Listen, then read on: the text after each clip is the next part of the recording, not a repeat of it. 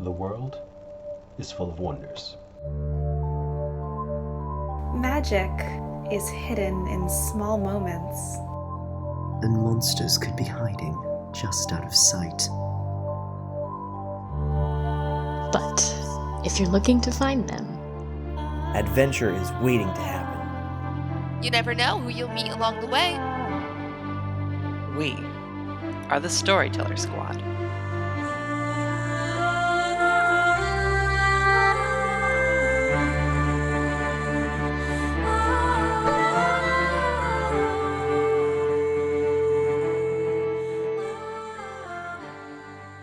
Hello, adventurers. Welcome back to the Storyteller Squad.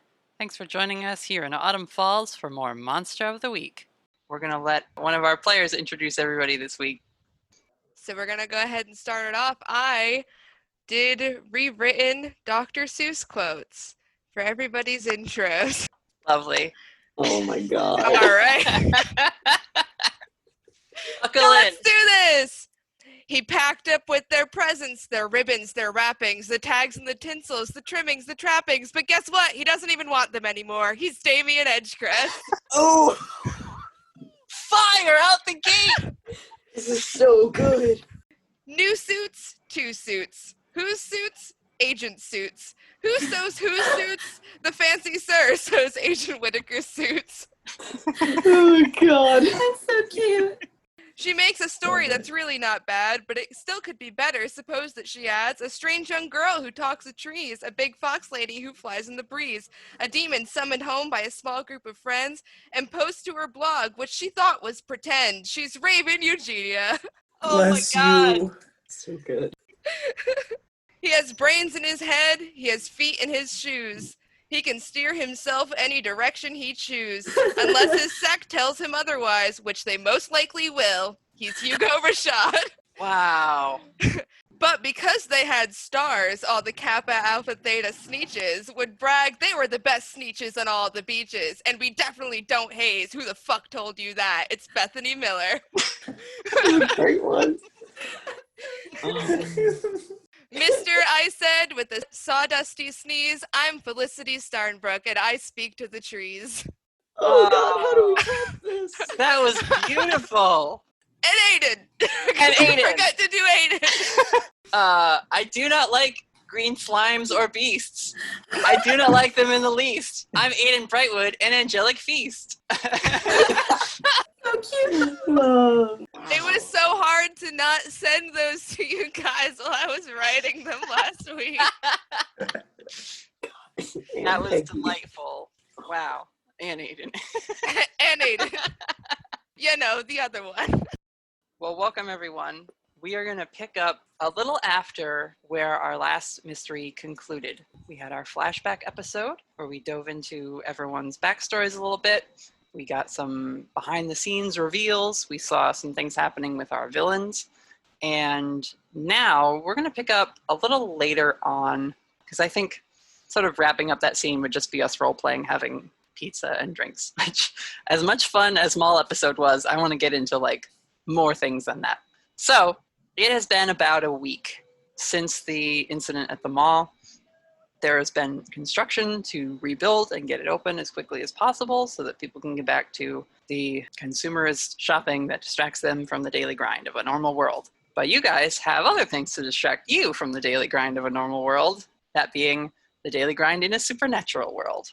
So let's get our beginning of the mystery rolls out of the way, and then we will decide who we want to jump in with first. I got an 8. So an 8, you get clouded images of something bad that is yet to happen. Mark experience if you stop it. In this case, Felicity, one night this week, you had a vision in your bed, and it was one of those dreams where, like, you were dreaming of waking up from a nightmare. You don't know what that nightmare was, but you wake up from that nightmare in your bed, and you're like, "Ooh, that was scary." And Ghosty's there, and he crawls up onto your little lap, and you pet his head. And you look outside, and running along the street, and they sort of stop and then look at you, is a group of shadowy figures. You can't make out what they are. They look at you, and their eyes catch the light from your, I don't know, nightlight or a street lamp, and it does that reflecting thing that animals get when their eyes get light into them. And there's a bunch of them, all at once, and they all stare at you, and you kind of get like a feeling of dread, and then you wake up again, this being the real wake up. But because it was a thing that had to happen when you were asleep, you probably tried to stay up, didn't, fell asleep, nothing happened, and then we're like, oh, guess it was a fluke. Or it's going to happen, but I don't know when. And Raven, you got a thing to ask? Ooh, maybe not. That is only a 5, so... All right. I'll say that Raven probably didn't want to ask any more questions. I think maybe she's just a little bit tired of asking questions, and she's ready for some answers. And so maybe she's just like taking a break and hoping for a normal week, given the excitement and pretty like heavy stuff that she's had to deal with most recently. And you get basically that. Things kind of seem to settle down a little bit. Do you, like, how in contact does everyone keep now that there isn't an immediate threat that, like, seems to pop up this week? Felicity keeps very much in contact because she has nothing else to do. Yeah, same with Damien. We're definitely deciding things about the agency and whatnot. Oh, yeah. We've been video chatting every day. Okay. Oh, yes. Is there a group text now with everyone's numbers on it? Yeah. Yes. Okay. I have named it in my phone Monster Squad. Nice. Whittaker has strongly advised against naming it anything relating to monsters. Felicity renames it Not the Monster Squad. What have you named it, Agent Whittaker? It's unnamed. It's just a group of people. The most Whittaker thing I think he's ever done so far. I picture it like a Facebook group where when you change the title, it like updates the whole group and it's kind of Monster Squad, untitled group. Not the Monster Squad, untitled group. Untitled group. And then just a message from Whittaker, I will keep doing this. I have made a separate group chat that doesn't have Agent Whittaker in it. It's the one where you talk about Agent Whittaker. And we've named that one the Monster Squad. Oh, that's so funny. I love it. When you add Aidan to that group chat, she sends one message. I don't know how I feel about this, and leaves. So she's only in the one that has everybody. Oh, that's very Aidan. She doesn't tell Agent Whittaker about the chat, but she's not part of it. It's fucking funny.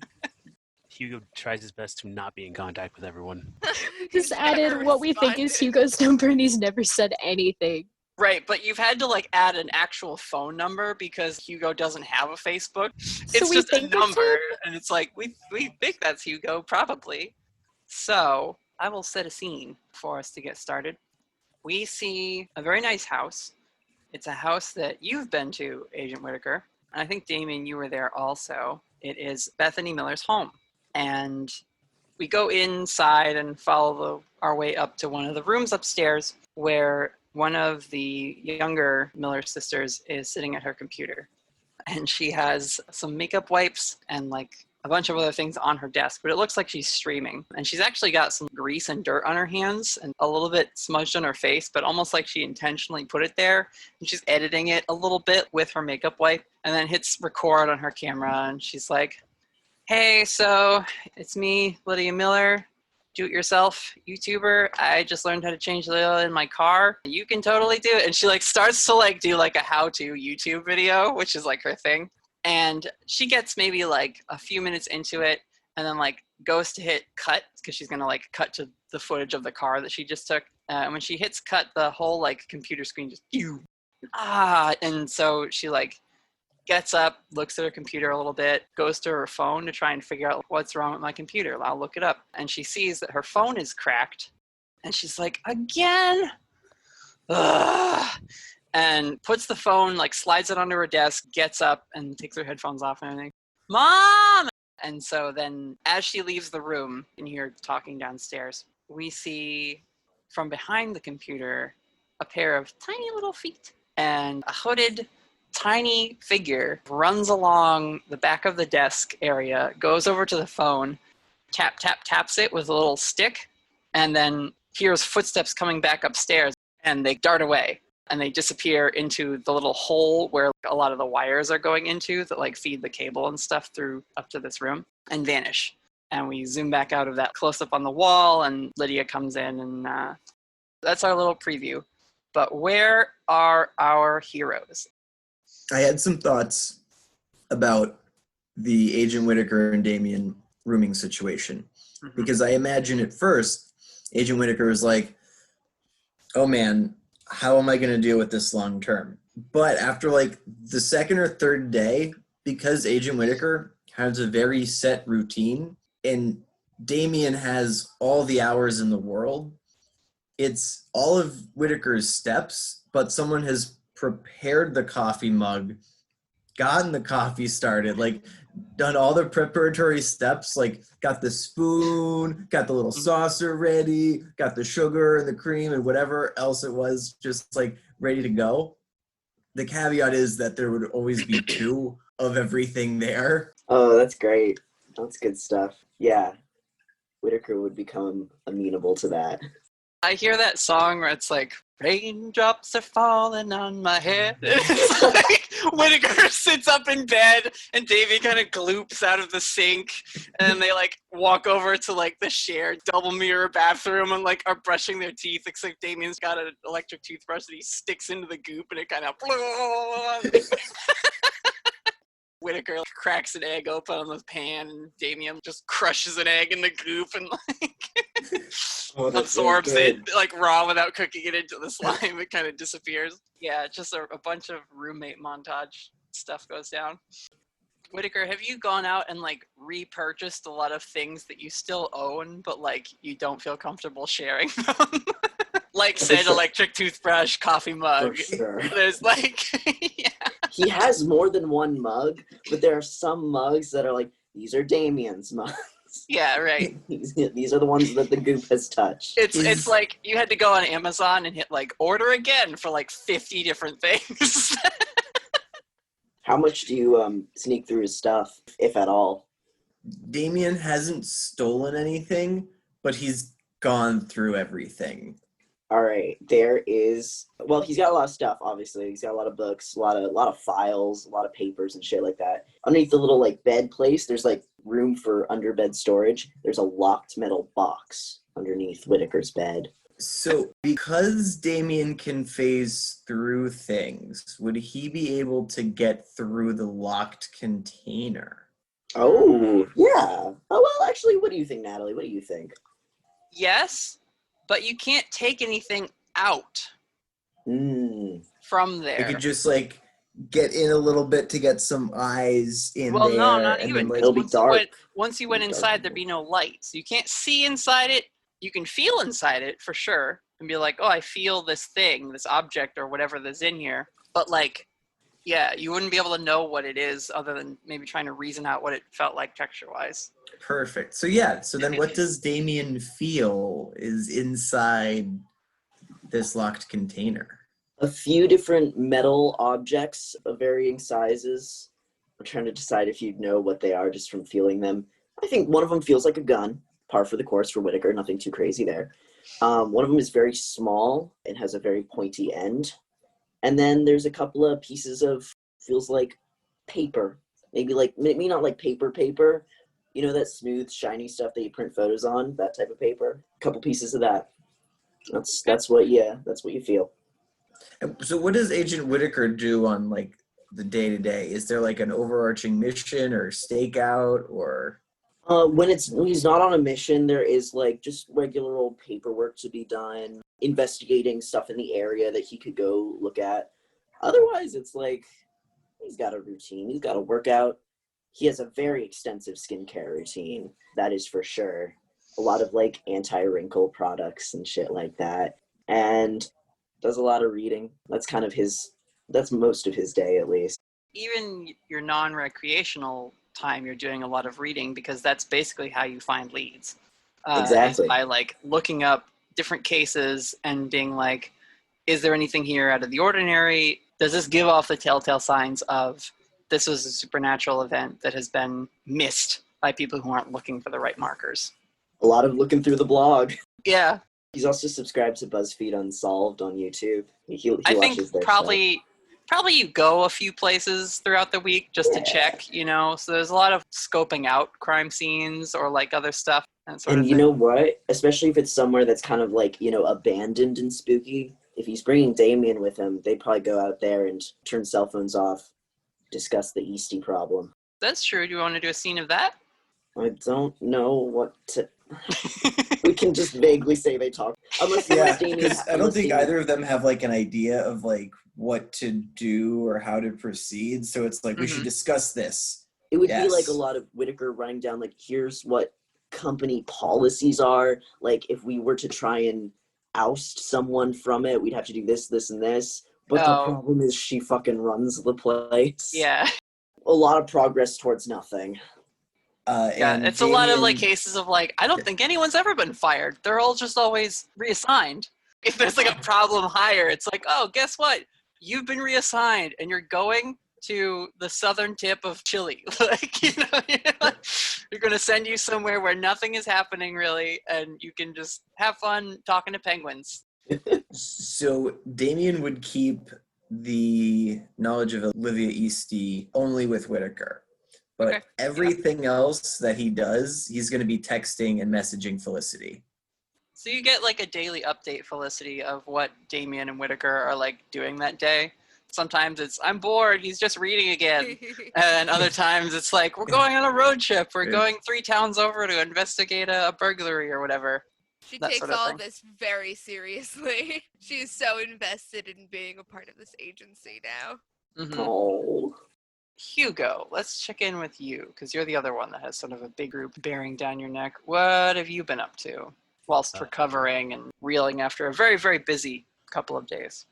Mostly been checking in to see how many people in the order have noticed the stuff that's been going on, trying to see if people are in any hot water yet. And he may be looking into potential tattoo expansions. So he's looking to like actively get it expanded without letting it do its own magical progression. He explains to Mr. Argyle the situation of how they were specifically targeted and how he hasn't dealt with something like that before. Let's do that scene. I like that as a scene that we could play out. So you're working in the museum, probably closing up. It's like middle of the week, end of the day. Kids are leaving, school field trips are done. The security guards are starting to close up shop. And so you and Mr. Argyle retreat to the secret room in the basement. And not for any particular reason, but he always just like goes down there to spend his evening there. And sometimes you go with him, and you have today. So yeah, that's where we are. The Argyle Batcave. The Argyle Cloister, we'll call it. So I guess he would go in, has a cup of tea in hand as usual, and just starts asking. More specifically, he goes to Mr. Argyle and says, I know that the Order is usually in the business of prevention and intervention. What happens when the issue is going to members of the Order specifically? How do we deal with that? You mean targeting the Order itself, or a member therein? Member therein, or people close to members therein. Well, it's rare. Well, I shouldn't say it's rare. Generally, once the Order has got the attention of one of the things we are meant to stop from interacting with the human world, it's a very short-lived experience for either party. So, Hugo, he explains in that way that when a member of the Whispered finds a monster or some other, like, needs to do a spirit intervention or something, it's either they solve the problem, they eliminate the threat, or the threat eliminates them, and then rinse, repeat, another Whispered goes out and deals with the problem. And like, so there haven't been a lot of cases of like a grudge match between Whispered and their targets, if that makes sense. Makes sense. And like, in your own experience, that's just how it works, really. Monsters, like with Inari, she tried to solve the situation from her end, and you guys tried to solve it from your end, and tipped in your favor. Could have tipped the other way, and then it would have been some other Whispered person, or she would have gone on uncaught for a while until something else happened. So, yeah, he's like, do you have something targeting you? Not me in particular. You remember Aidan, yes? Yes, your neighbor. It appears she's having some family, would you call it family? I think she had said family. Family issues. Interesting. If you recall those people who I was handling some other issues with earlier, they've become good friends.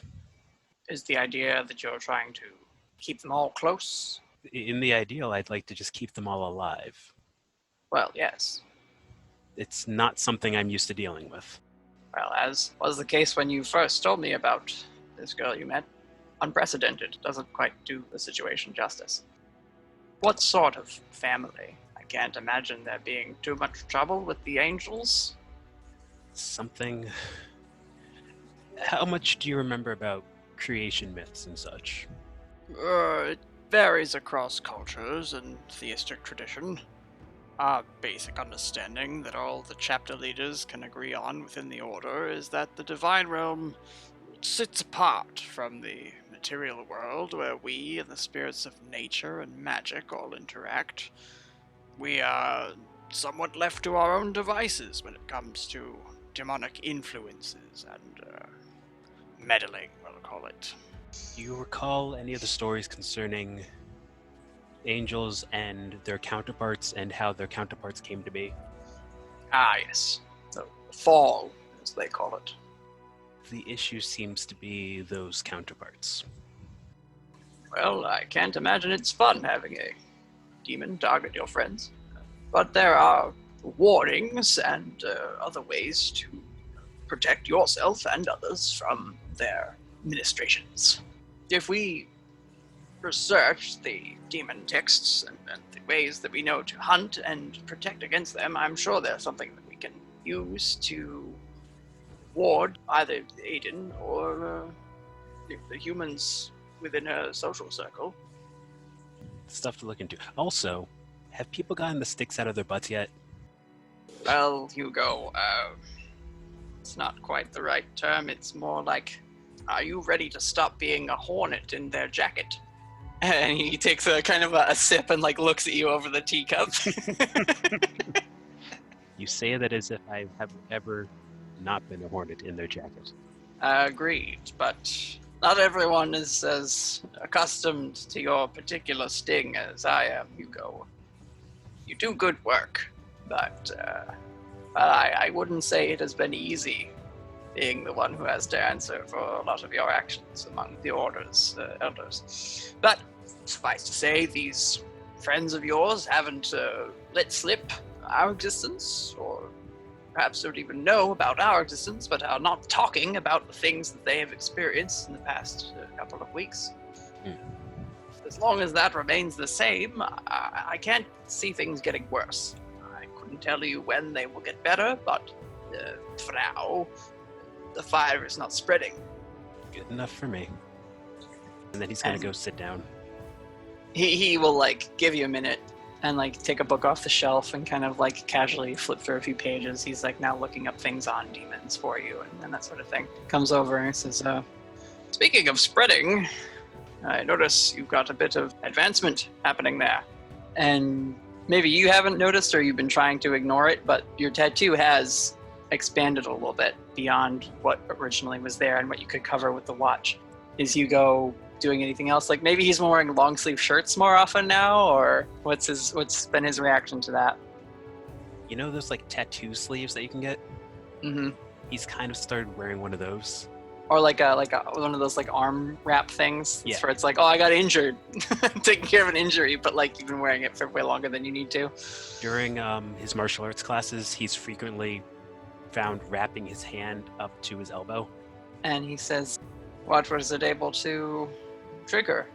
Something along the lines of making it easier to not die. Is this a stress thing? You've never actually told me how this works. Like, should I be hiding this? Do I need to hide this? Are there people that would recognize it? He says, you don't have to fear giving anything away. You may want to come up with a story to tell folks when they begin asking you questions about your new interest in getting tattoos. But no, there's no particular need to hide the markings themselves. They're unique to each one of us. A moment, and kind of like undoes his tie and like takes off his brown suit jacket, hangs it up, and then like rolls up after undoing one of his cuffs, his own tattoo, which starts at his wrist. And he doesn't point like immediately up his forearm, but right around like where that big muscle in your forearm starts. It's right at the elbow but joint basically, but still on the forearm. He points to the marking there. I received a similar gift of the mark here. A little later in my career than you, I suppose, but, well, I was more careful. Ow. And he says, but good to get it out of the way, I suppose. If it isn't broke, don't fix it, but try not to break it in the first place, as they say. I would definitely try to avoid stress in your life as much as possible, on your downtime, of course. Perhaps your friend Aidan, she must have ways of helping with that. I'll ask her. I All wouldn't right. be too surprised. I can actually think of someone who definitely, beyond me, needs that help. Well, you've got a lot on your plate. I think I'm going to head home. And he will hand you a book on ways of warding, either both like a personal warding or a location warding type of thing. Excellent. Let's check in with Raven Felicity. Have you guys hung out? Have you seen Aidan at all? What have you guys been doing? Aidan is back at work. Okay, I was gonna say Raven. Raven's been working, so if she hasn't been spending time outside of work with Aidan, she's at least seeing her at the diner. Yeah, no, she came back maybe 3 days after the mall incident. She wasn't really seen getting injured in that fight. She still has maybe a wrap on her arm where she supposedly got an animal attack. Raven's definitely playing it up for like their boss and stuff too, where she'll step in front of Yeah. Aidan and be like, "Oh, let me get that for you. Like, don't strain Yep. yourself. You're still recovering." And then like winks at her when the boss's back is turned. Yeah, but she's been like picking up for you, where if you say like, "Oh, I'll carry this," like she'll be like, "Well, let me check on that table then." And so she's been doing a lot of like interpersonal stuff, which is a lot easier for her. What have you been doing in terms of supernatural stuff? Have you just been avoiding it totally? Have you been talking to her or Felicity about it at all? Or Raven's been avoiding talking about it with Aidan, especially at work. Yeah, obviously. Yeah, they definitely hang out more than they used to. I wouldn't say it's like really, really often, but if it's been like a week since, they've probably even just worked a late shift, just the two of them, and like had time to chat. So they might have talked about it a little bit, but I think Raven's trying to kind of like avoid it. She's not like afraid of talking about it. She just like doesn't want to right now. Yeah. There's been so much stuff that's happened that she's like, let's talk about literally anything else. Yeah, and Aidan is not usually one to like suggest topics of conversation. She's much more able to bounce off whatever anyone else brings up, but she hasn't made it a point to bring it up when you're alone. Yeah. She's kind of just giving you space because she realizes that like your whole world has been shifted at least 45 degrees to the left in terms of what you think about now in your quiet moments. Felicity, where are you at? Have you visited your angel friend, or what's your idea for the week? I have been frequenting Miscellany quite often. Ah, okay. So that's where I've been hanging out most of my time. Let's do one scene there and then kind of be like, and more of that happens. Like, yeah. And more of that. I like to think that sometimes I bring Raven or maybe Bethany with me just to not make it be always just me. I'm like, hey guys, maybe you want to like go to Miscellany or something. So it's always like you invite them, but then immediately abandon them once you get there. Oh, entirely. Yes. I'm like, wow, you guys want to go like look at books or something, right? I'll be over here. But then you go talk to your friend and be like, well, my friends wanted to come, so we it was never my idea. I love that. Let's say we do a scene with Aidan and Raven, who like came with you that day after work. You like showed up at the diner, bought a pastry or something at the Maple Leaf. You know what would be fun? You want to like come hang out with me or something? Maybe at the mall? We can go to Miscellany. I mean, if you want. If you want. Aidan, as she's like taking her apron off, gives you a look, Raven, like, why not? Let's. All right. I don't have plans. Let's go. You guys all head over to the mall. Like I said, construction is happening there to get the places that were damaged up and running. And like miscellany, you can actually go and still shop there as long as you avoid like the people that are working and stuff. And obviously that shop took no damage, mysteriously. Oh, Wow. weird updrafts, That happened. thermal winds, something about. Anyway, yeah. So you go to miscellany. Doug is there at the counter. He and Mira are like they're having like a friendly argument about something. Yeah, I mean, I get that they're just hunks of plastic that don't have any real value, but like people love collecting them. Yeah, well, it's weird. Like the proportions are all off the way they're sculpted and everything, and like. Yeah, I suppose you're right, but some of them get really creative, and so they're just like debating this thing. But as soon as you come in, Felicity, she's like, "Oh, actually, Doug, you know what? You're completely right. Hi, Felicity Steinbrück," and like drops that argument immediately to come and talk to you. Natalie, you What? created a whole fantasy world. You could have put anything you wanted in your fantasy world that you made, and you put this in it. This is a canonic element in your world now. We didn't need to have it. That Mira didn't like them, or that Doug does? No. Just Fact that they exist in your world. Oh, You well, could have rewritten it however you wanted. Perfectly proportioned. perfectly proportioned plastic hunks that mean nothing. And come on, he's a Twitch streamer. He has to have something that he cares about that is pointless. I say that as a total like self-drag. Yeah, I was gonna say, it's like You know you're a success when you have a Pops figure. Yeah, exactly. When you have a Yeah. Pops figure in your characters. amazing. Sorry, pop figures that we've now named. I don't actually care. You're fine. Do your thing. People love you. Felicity is gonna do a little skip, and she's gonna say, "Hello, dear," and give her a little wink. Wow. Doug is like, "Oh, it's you again. Yeah, brought more of your crew, huh? Cool. Can I get you anything?" Or and Mira says, "I've got this, Doug. Why don't you deal with that shipment in the back?" Yep, you're right. Granny's been on my case about that. So he leaves and goes back to the back room. Are you just sort of fawning over Mira a little bit? Dear jokes. What have you like come to talk about? Or are you just like you feel this like pull to come see her? Or like do you have like a thing you've been discussing recently? I have been just word vomiting about all of the spirits that I see, because she's the only person that like has interacted with Ghosty that I know of. Also, Yeah. I'm in love with her, so I wanted to know every single tiny little thing about me, because that's Right. the kind of person that I am. And so I'm just telling her about the tree that takes care of me in my backyard, and Yeah, I'm yeah. telling her about the first time that I ever saw a spirit and it saved me, and I'm telling her about Ghosty and Tom and how they're my friends and they stick around with me, and I let her play with them and stuff like that. You guys go up to like the lofted library portion of the shop, sit there with some drinks, and she has like a scanner that she's half paying attention and like putting things in order on the shelves, that Yeah. sort of thing. Yeah, she says, I would love to come meet your tree You want to spirit. come to my house? Oh, that would be amazing. Yeah.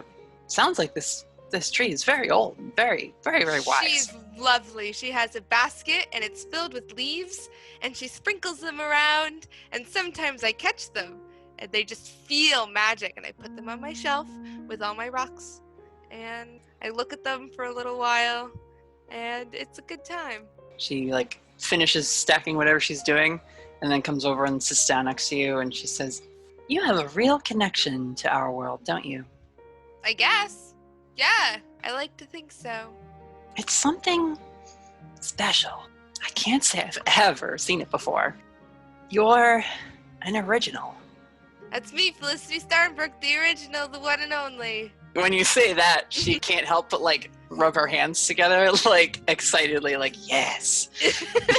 So when do you want to come meet my tree? You want to come like soon or like later? Yeah, how about this weekend? Let's do it! I'll spend the whole day just meeting your tree. Maybe we can go somewhere else afterwards. We can go to the woods. There are some cool little spirits in there that sometimes like to come out. I could show you them if you want. I haven't done enough exploring of the woods around here. I've mostly stuck to the cities. It's where all the people are. Yes, it would be nice to stretch out, feel that dirt under my feet again. So like feet? or like hooves? And she kind of pauses for a second and like sort of puzzles over her answer. And she says, have you ever had a nickname, Felicity Starnbrook? Weirdo, usually, but... I don't like that at all. Have you ever known anyone? Oh, yes! My 2 best friends. They both have nicknames. They had something to do with birds. That doesn't matter. The idea I'm trying to explain is that when you have pretended something for long enough, it can tend to flavor your interpretation of things and how you approach your day-to-day. And so, my kind, we don't advertise what we are, and so we've just grown accustomed to using... Yes? She like pauses as you like have your hand raised. Oh, what is your kind? Oh, I wasn't aware you didn't know. Well, I don't know anything. I am one of the folk. A child of the forest. Humans have come up with many names for people like me. Elves, brownies, fae, Faerie-Folk. We try to stay peacefully just out of their sight. It's much simpler that way. We manage just fine living amongst humans, and this way people who are not like you, people who rejoice in the mundanity of their existence, they can continue to do so, unbothered by the strangeness and magical forces my kind revel in. Okay, so you're good folk? I don't harbor any particular malice towards anyone. Good is a very subjective term, Felicity Starnbrook. It sort of depends on what... Perspective. Yes, exactly. Okay, that's fair. I would be careful in your dealings with others you might encounter now that your eyes are open. I do not think you will be always quite so lucky as to find people like myself and Granny to welcome you. So there are bad ones. Oh, most certainly, my dear. There are the full gamut of personalities and individuals who are very selfish or possessive, just like humans. We're not all that different, after all. We all share the same world. Now, I don't know if this may be a sensitive topic to your people, but do you all have deer legs, or do you have different animals as lower halves of your bodies? And she like blushes. She full on blushes because you're getting like so like hung up on like one thing about it. She's like, Felicity, my dear, you have that book, yes, that I gave you? Yes. Yes, I do. Not everyone in that book looks like me or looks like Granny Jones either. We come in all shapes and sizes and legs. Cool. Okay. So maybe not only think of your deer legs is what you're saying. Well, as they say, my eyes are up here. And when she says that, her eyes kind of like glow like very bright green. Don't worry, I have not forgotten about that. Meanwhile, Raven, you and Aidan are now down in the bottom of miscellany. Raven wants to follow Felicity upstairs. She's not trying to eavesdrop, but they did go together, so she's trying to like stay within like eyesight of Felicity. I think she's gonna find a seat near them, find a couple books and like flip through them, and so like she can hear them, but she's not trying to be creepy, you know? He wants to kind of keep an ear out for what the heck they're talking about. If it's okay with Maddie, I'd like to say that Raven caught some or most of that conversation, just passively listening nearby. Right. They have more than that conversation because Felicity, again, is word vomiting. But as you're, like, flipping through, you catch, like, a big chunk of that segment of the conversation. A lot of it she tunes out. Well, a lot of it is, like, hard to keep up with. Felicity talks so quickly when she's, like, gushing. But at a certain point, you hear some footsteps off in the stacks of books. And you see the form of Granny Jones. She's got like a little knit shawl over her shoulders, and she's carrying what looks to be like a pretty heavy milk crate full of books to like put them away. She like comes up the little stair area carrying this thing and like sees you sitting there, nods at you, and continues. She's just like, that one's back. Raven's gonna go up to her and gesture to the milk crate and be like, do you need a hand? Can I carry this for you at least? Thank you, dear. That would be lovely, yes. Just follow me. Goes wherever she was going to go put those away or get them stored. She like has a little stool that she kind of takes from one area, puts it down, hops up on top of it, and kind of like gestures like, could you hand me? And I'll just put them here. So you guys just start trading books and things. Did she give you something last time? The book. Right. What was it on? It was like a journal, like a notebook. Right. That we thought that Granny Jones herself had like written. Yep. It was her old beginner spell book type of thing. Yeah. She says, have you been reading a lot lately? Yeah, I have. Thank you again for all your help. It worked. We got our friend back. Well, glad to see you got the one you wanted back. Not something unexpected. She kind of like laughs at that and like puts another book away. Will you be fishing again? Hopefully not anytime soon. That would probably be best. It's a tricky art to master. Do you have a focus yet? A focus?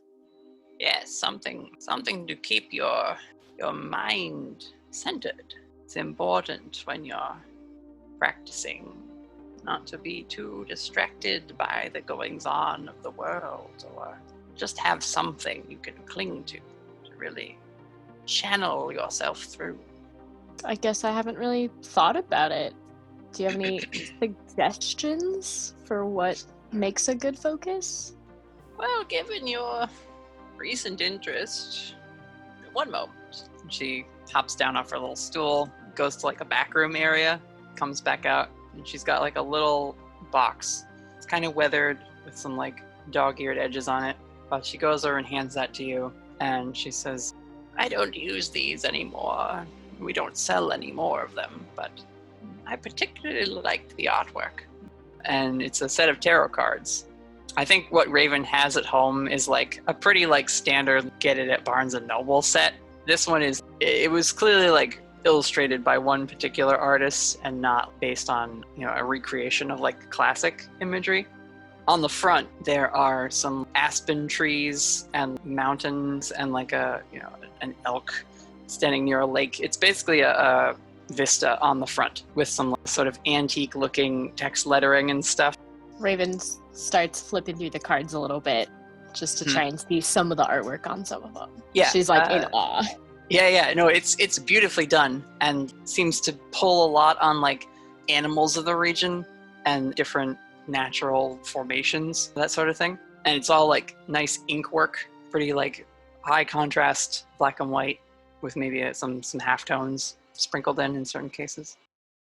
You let me know how that goes. I think you'll find your way. Don't go digging around too much in the dark. I won't. Thank you. This is beautiful. I particularly liked that set when it came out. I'm sure that I'll be back pretty soon. And she like glances over at Felicity. I think we'll be frequenting here pretty often. She also chuckles at that. Yes, when Mira finds a new object of her attention, it can be infatuating. Yeah, it sure is interesting to watch. And I want you, Raven, to not read a bad situation, but like roll that roll, because there are no like skill checks in this game. But I feel like there is something that you could discern here, but I want it to be decided by the dice. 10 total. Do any of the questions jump to your mind as something you might want to ask me right now? Otherwise, I'll just give you a general read. I don't think any of them really... It's all about the monster, right? Yeah. When Granny Jones is looking over at Mira and Felicity, you see almost the same kind of starstruck admiration in Granny Jones's eyes that Felicity has on her face. Sort of like Granny Jones knows exactly what Felicity is experiencing right now with Mira. Okay, that's interesting. Raven doesn't know what to do with that. But that's the read you get Okay. with your superior people skills. But Raven's gonna give Granny Jones a hug and thank her a bunch of times for the deck of cards. Yeah, okay. She, not dismissively, but she's like, "Oh, that's all right. That's fine. You're very nice." Aidan calls up to you. Do you want to maybe check out a different store? I don't know how long we're gonna hang out here. Yeah, I'll be down in a sec. She's got like some sort of pastry from like the bake shop. We could go somewhere else for a bit, come back and get Felicity. I'm sure she won't mind. I don't mind. Aiden's like, I was here 2 days ago with her, so I've already looked around. We'll be back later, Felicity. Okay, goodbye. I love you. Okay, goodbye. The sweetest I person. Oh. When you call that out, Felicity, Aidan takes like a giant bite of that pastry. She's just like, I'm gonna leave now, and like leaves out of the place on a mission to just not be there right now. It's okay, guys. I'll fill in that missing dialogue. I know what you mean. I know you mean it. We're out of the store. So Both Raven and Aidan are too awkward for declarations of love across the store. We're like, we'll just pretend we didn't hear it. It's fine. We'll deal with that later. No. Oh, that was okay. Bethany, what has your week looked like? I assume back to work. She's been training with Whittaker's instruction. Okay. Yes. And she's asked Whittaker to tell nobody. Because she doesn't want it to be like, I joined because so-and-so is joining or because of these things. She wants to join because she wants to get better. And I think she wants there to be a lot of like almost like social bureaucracy getting in the way of like, should Bethany be allowed to join a monster hunting thing? Because she is inherently not super involved in this stuff. She doesn't want that discussion with anybody. Is it a thing she's kept from Damien also?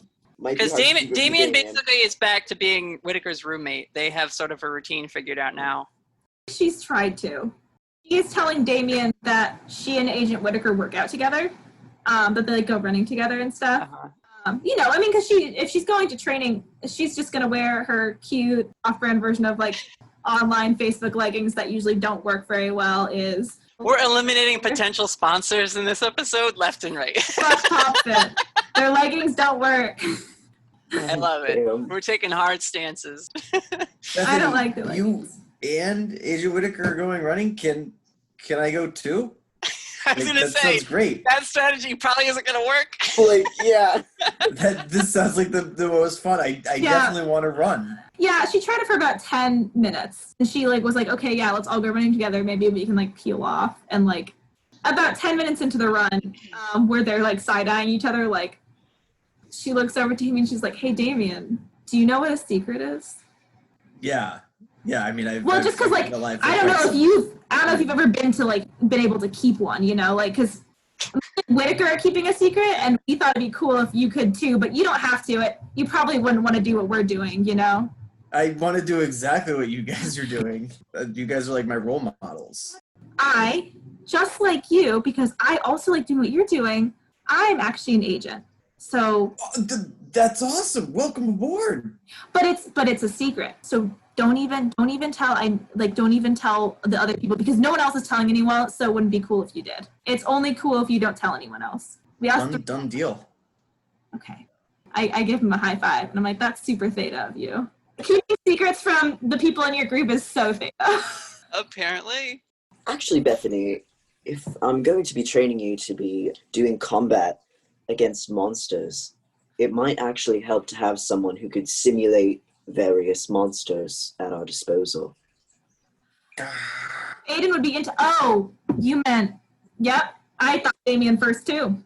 That would be really, really cool. I was thinking of all of the monsters we knew, and Damien, I for some reason just forgot was, goo some of the time. Most of the time. Interesting how your mind works, Miss Miller. Thank you. It's got me through college. And I think that from there on out, Bethany, I think, becomes less active in the group chats. She is training. And when she is not training or working at Starbucks, she is at home with her sisters and her mom and her dad, making sure everyone is doing okay. We did a scene of your youngest sister, Lydia Miller. Yes. She was doing a YouTube how-to video on how she like changed the oil in her car. Classic Lydia. I think that's her thing, is she shows people just skills, essentially. So she was doing that and had some technology fail on her, and then also her phone is broken again. It is, all the time. I think that day when you like get done with training with Whittaker, we don't have to role play this, but what training do you actually give Bethany, Agent Whittaker? It would start with like basic level self-defense training, that like the kind you'd go to like a little seminar for if you're worried about getting mugged or something like that. And it'll move up into like good hand-to-hand stuff, some grappling, and then we'll get Damien in there to simulate the kind of like, well, what if the person you're attacking has 4 arms? How do you deal with that nonsense? I don't think we get that far in a week. But, it's just the beginner stuff, but a lot of combat stuff. So you get home from one of those, Bethany. Your mom is already home. She had like a short day at Rose and Clay. She's got music on, and she's working in the kitchen to make dinner, but it's the music she plays when she's not angry, but like your mom is stressed out. It's her stressed out playlist, and she plays it now and then, and you've like known her long enough now to sort of be like, something's off. So that's what the scene is when you get home. Hey, Mom. And I kind of walk over and start like kind of automatically helping her. Did Nate come to the class again? I know sometimes there's like clay on the wall when he's frustrated, and like I know that that's sometimes a pain to clean off. I'm sorry if it was a Nate day. No, it wasn't anything at work. It's your sister. She's throwing a fit. Her phone is broken again. Oh. Have you tried? Mom, there's like some plans for like bigger families where like they can just take the older siblings' like other phones. I know she keeps asking for like iPhone X and stuff and all of those like fancy ones because she's like doing her whole thing. But if you just start giving her shittier phones, she might break them less because she realizes that she's getting punished and getting a shittier phone every single time she breaks it. I would stop breaking my phones, especially because she's kind of breaking them because she keeps skateboarding over some of them. She has had this problem with her phone for like the last month or so. And at first it was like her phone broke. Oh, okay. And then like 2 weeks later, it like cracked again. What a string of bad luck. And then the third time it was like 5 days later. And that was the one that you went to go fix. And now it's been maybe half a week. It's another like 4 or 5 days. And it's broke again. And no, this is totally different. She's being sold shitty phones. Maybe, or something is wrong with the screens that are getting put on them, or something isn't. It's not like that she's being overly irresponsible with them, really, but she just has this apparently super bad luck in terms of this month and her phone like breaking. And your mom continues. She says, "And your dad is stressed because the yard is a mess. We keep getting, that groundhog that's been tearing up the rhododendron bush and all the things we tried to plant. It's just a mess out there. I haven't had time to go out and fix any of it." Did you, I don't want to call an exterminator, but there's trappers. Do you want me to go? I can go check it out, but I mean, that's not much I can do. Yeah, be careful. I don't want you to I don't know how much it's been digging out there. I don't want you to twist your ankle or something in a hole and can't go to work.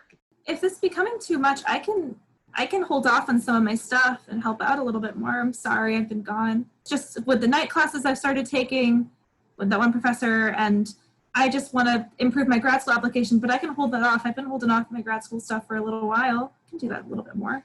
No, honey. It's fine. It's just, I'm fine.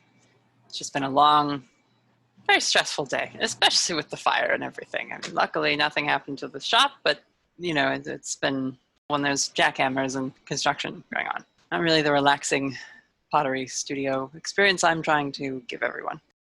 Maybe talk to your sister, get her to calm down. Great. I'll just finish making dinner. So she kind of takes whatever you were working on and takes it back from you to put it in the bowl, starts mixing things. I don't know what she's making. What does the Miller family eat a lot? I think it's a breakfast for dinner night. Nice. I think they're big into breakfast for dinner. They're big into eating food that's supposed to go during certain times, just eating it during different times. Yeah, okay. So she's making some sort of quick quiche, and then she's also doing a chopped salsa to put on top of it or something. Okay. I'm into it. You go talk to Lydia? She's up in her room. Yeah. I think you and she are the only two that are living at home right now. Is it fall or summer? I'm sorry. I'm like mixing up what days we're at. I think it's summer. All the sisters are home. They're all except for the New York one. No, it's probably like late spring. I think we decided. Yeah, so that's when people would have gone camping. It hasn't been that long since the whole Kitsune thing. It is just Lydia and Bethany at this point then. Oh, and Sophia must live at home too, right? And Sophia, yeah, she's around. She's there. She's probably working. Yeah, she's graduating soon, so she's like doing her whole thing. I go find my sister. Okay. I mostly go, Lydia, and I just kind of like through the house, top speed. She is in her like gamer streamer chair and like leans back and is just like, yes. Your phone, it's just breaking constantly. I know Mom said that you're not doing anything, but please tell me you're not skateboarding over it when we're not. I did that one time and I didn't even break the phone that time. I don't know what's going on. Yeah, it's broken again. And she like reaches for it on the desk and like tosses it to you. Now not afraid to do that because it's like, it's already broken. Well, my hand-eye coordination has increased with training, so I catch it flawless. Yes, you do. Every single time before that, it's always hit me in the face. But this time, out of the air. Out of the air, yeah. She kind of like raises an eyebrow like, oh. That's what you learn in college. What, is it just falling out of your hand? Is it? This time, I pulled it out of my purse. I was filming out in the driveway. I changed the oil in the car, and then when I came inside, I pulled that out of my bag, and it was cracked. I guess I set my bag down too hard or something. Huh. I look at that phone. Okay. It's cracked. It's got like, it's just like a little crack down the center of it. The kind to turn on and off? It works, yeah. It's like cosmetic. It's not super major. Well, if you want, I can take it to Screens and Things and get it looked at. I would suggest I'm going to get you another OtterBox because I think that this might not be a great time for you to have your, I don't know, what is this band you're listening to now? It's your phone case? She says they're local. Oh, yeah. Hey, that's really cool, kid. It's whatever. I like try to like whip so that she knows. Cool. It's like she sarcastically dabs at you, and it's like it's sarcastic, but because it's Lydia and you don't know, Bethany's like, this was a solid between right, sisters. Yeah. You're like, hell yeah, I'm getting through. Like she finally loves me. She finally understands me and I understand her. Anything else you need, or should I just? I don't know. If the power doesn't go out again, I'm gonna probably record tonight. All right. Well, don't put anything nasty on the internet. You're only 16. That will follow you forever. I know. And if you say any swear words, make sure you edit them out because Mom will have a fit. She does still watch your YouTube. I showed her how TikTok works. I'm very sorry. Why do you think I make how-to videos? All right. I'm gonna go, but I love you. Love you, kid. Yep, love you too. You're doing so good. You're big sistering so hard right now. Is Screens and Things open? It's dinner time. Yeah, it's not. Like it wouldn't be. Yeah. It wouldn't make sense to go tonight. But you have dinner. Your dad is away on one of his like big maple syrup trips. God, classic dad. Yep. And so it's just your mom and the two of you. And midway through dinner, as your mom is like pouring you a glass of, it's like a punch she made, the lights go out in your house and like stops pouring immediately so she doesn't spill. And she's like, oh geez. All right, I'm gonna go get the candles out. Check the other rooms. Check the breaker? Yeah, make sure it's not that. And so bad luck following the Millers, Ma. And I go with circuit breaker. She does this thing that she does sometimes where like things aren't going her way and she's just like muttering under her breath in Spanish and just cursing really quickly. Language, Mom, language. Yeah, I love that. Yeah, so you go down to the basement. When you get down there, you are about to check the breaker and you hear some rustling going on in like the totes of storage that you guys have down there. I do what I have been told to do for small rodents, which is to scare them. Okay. I don't know how to scare a rodent because I'm Bethany and I'm typically trying to befriend them. But I just go, I probably could kick your ass really loud. I shine the light over at the box. Okay. I've been training for this. Yep. You're smaller than Damien. When you say that, like, I can kick your ass, and you say it really loud to try and like startle whatever critter might be down here, you see a small hooded figure. They're about the size of a small mouse or something, but they are not that. They have a little gray-blue hood over their head, and they were climbing up a hanging wire. It's like an old phone cord that is down here in the basement, and they were climbing that, and when you like yell that and flash light at them, they kind of and fall into like a box of packing peanuts that's like open, and you do hear more like scuttling and rustling, and whatever that is goes away after a minute. You just saw a tiny person. I dropped my phone and I pick it back up really quick. Okay. You don't see them anymore. Like I said, they like fell behind a bunch of boxes and like. What's downstairs in my basement? You tell me. It's the Miller household.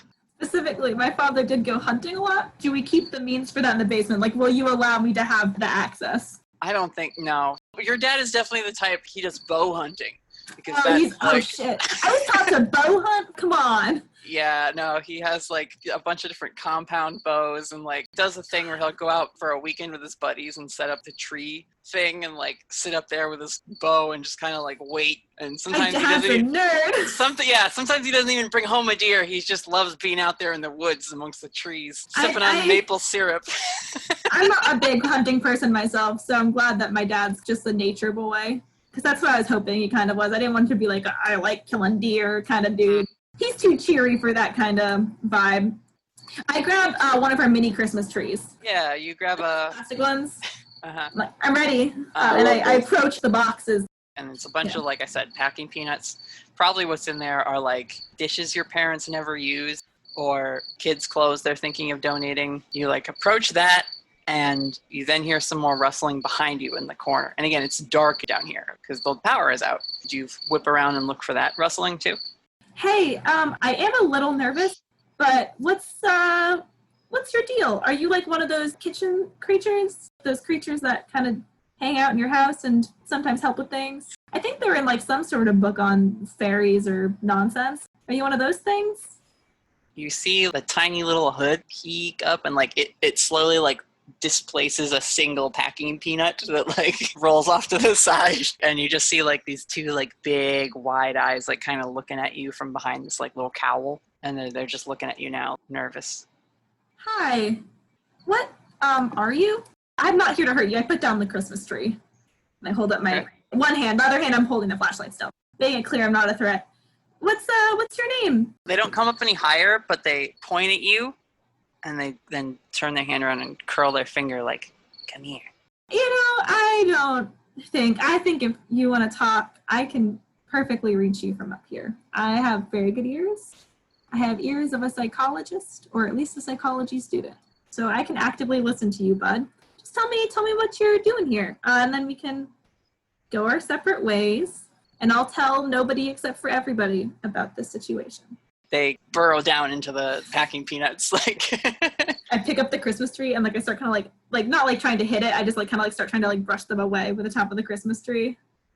Like, are you trying to like scoop them like from the box, or are you trying to like empty the box by like swishing the tree in there? I'm like swishing the tree around, like just like, you know, like how trees have like bristles. I'm just trying to like swish off the top few layers a little bit. So kind of like scooping, but more of like a sweeping motion. So you go to like do that and sweep them away. And are you like paying close attention, or are you? I'm paying, I think, fairly close attention, but it's kind of a process because I have like this broom tree in one hand and my phone. Yeah. I was kind of like doing my best. Right. So when you do that a couple times, you like sweep away some of the peanuts. You can see like it's probably actually one of your mom's sculptures, like one of her clay pots or whatever that's being stored down here, and it's all protected by the padding and everything. But you don't see them in the thing anymore. Over here, and you look. And you see standing, Errol Flynn style, on the end of the Christmas tree, like hanging onto it, is this little girl. And her hood has been like flipped back now. And you can see she's got not huge, but definitely like pointy, sprite-like ears, freckles, and like big, big wide eyes, messy white hair. And part of it's like braided. I scream and I drop the tree. Absolutely not. Well, before you do that, she goes, nighty-night, and blows something at your face, and you get a face full of this like blue powder that she's thrown at you, and you slump into the box of storage and faint. Do I have any good dreams, or am I like out? Like you're just out, and like it's moments later you wake up on the couch. Lydia is fanning your face or whatever, and your mom is like calling maybe your dad or somebody. Actually, isn't one of your sisters a doctor? No, one's a lawyer. She called Jennifer, Jamie's wife. Yeah. From New York. She's like zoomed in, like. So Jennifer is like on a Zoom call with your mom, and there's like candles lit in your house, which is like mostly the candles are for show, but like your mom has obviously had to light a bunch of the candles because the power went out. So you kind of overhear them talking. Your mom is like, I don't know, we can't check her blood pressure. Should we take her to the hospital? What do you think? And so Jennifer is on the line. You should make sure her eyes are dilating correctly, and giving advice basically as a relative doctor over the phone. But you come to, and you don't feel hurt or sick or anything. What happened? Lydia says, you were down in the basement for like 15 minutes, and when we came down there, you passed out. Are you all right? What's, just like as a check-in, today's date is, and I say today's date. Yeah, it's only been like 20 minutes. Are you okay? I was hoping the whole start of this game was a dream. No, it's not that situation, sadly, Bethany. Probably what you have is another mystery on your hands. Cool. I think I haven't been getting enough sleep. I'm going to go upstairs and do that right now. But first I'm going to go downstairs and get my phone, which hopefully is not cracked. And I go back down to the basement. But this time on the way down, my Kappa Alpha Theta house paddle, sling it over my shoulder as I walk downstairs. You march back downstairs. When you get down there, you do see the breaker was tripped. So it's like that. House power comes back on. And there's no sign of this little person. You do find on that box blue powder. I put that in a little container. That is my powder. And I try to wash my hands very well after that. Yeah, it comes off. It doesn't like stain your finger or anything. Actually, I put most of it into the vial.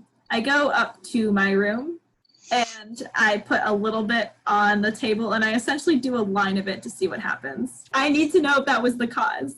Oh, wow. So you go upstairs and do a line of this strange fairy powder and then your head on the desk and pass out again. And Lydia hears the thump and rushes up. She's like, Bethany! So I think you wake up in the family van on the way to urgent care. It's just like her and her mom arguing whole drive when something makes up. I'm like, I'm fine. Your mom is now she's not even being subtle about it. She's just full on venting her feelings in Spanish, but full volume. And Lydia, who is your family bilingual? Do they just all know? Yes. Yeah. So Lydia is definitely in the front seat, oh boy, mom's pissed. And your mom is not saying anything angry at you. She's just of course this will happen. Of course this week. Why everything this week? Now I have to take a kid to the urgent care. Oh my God. And so your mom is just basically venting at Jenny, your poor sister-in-law, who there's what, a 4-hour time difference? 3 hours, something like that? So it's 2 a.m. for Jenny. She's on the phone with your mom. I think Bethany, she's been acting weird for the past week or so. Bethany's I need to find reasoning for all of this happening. Bethany starts crying. She tries to do that full-on sob.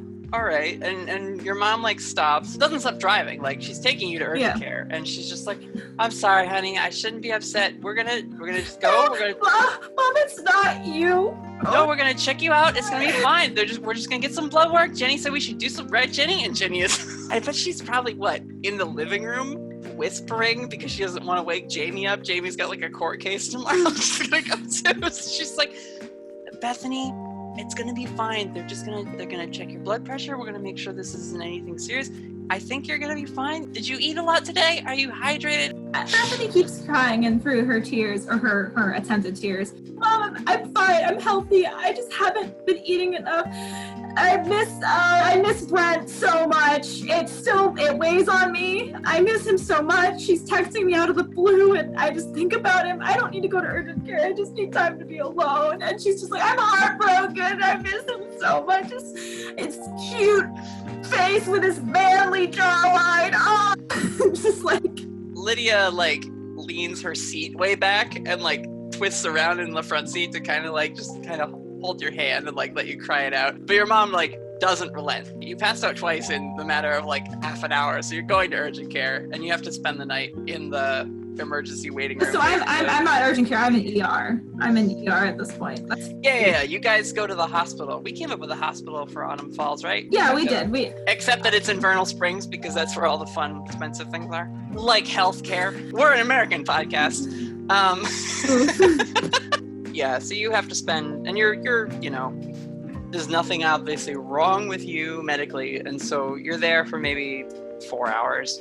You get home, it's like 1 a.m., it's very late. Your mom eventually lets Jenny like go back to bed and deals with the doctors at the hospital instead of her daughter-in-law. That's your night, basically.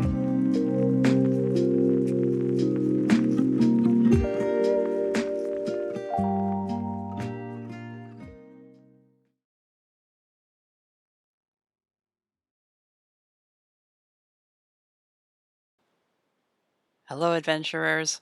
We're back here again in the ad spot. How have you been? It's kind of a long week for me. There never seems to be enough time to do everything I want to do. Our sponsor this week shared another fun fact about time, and it might explain where some of my missing hours have actually gone.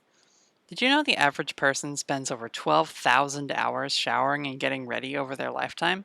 That's nearly 2.5 years of your life.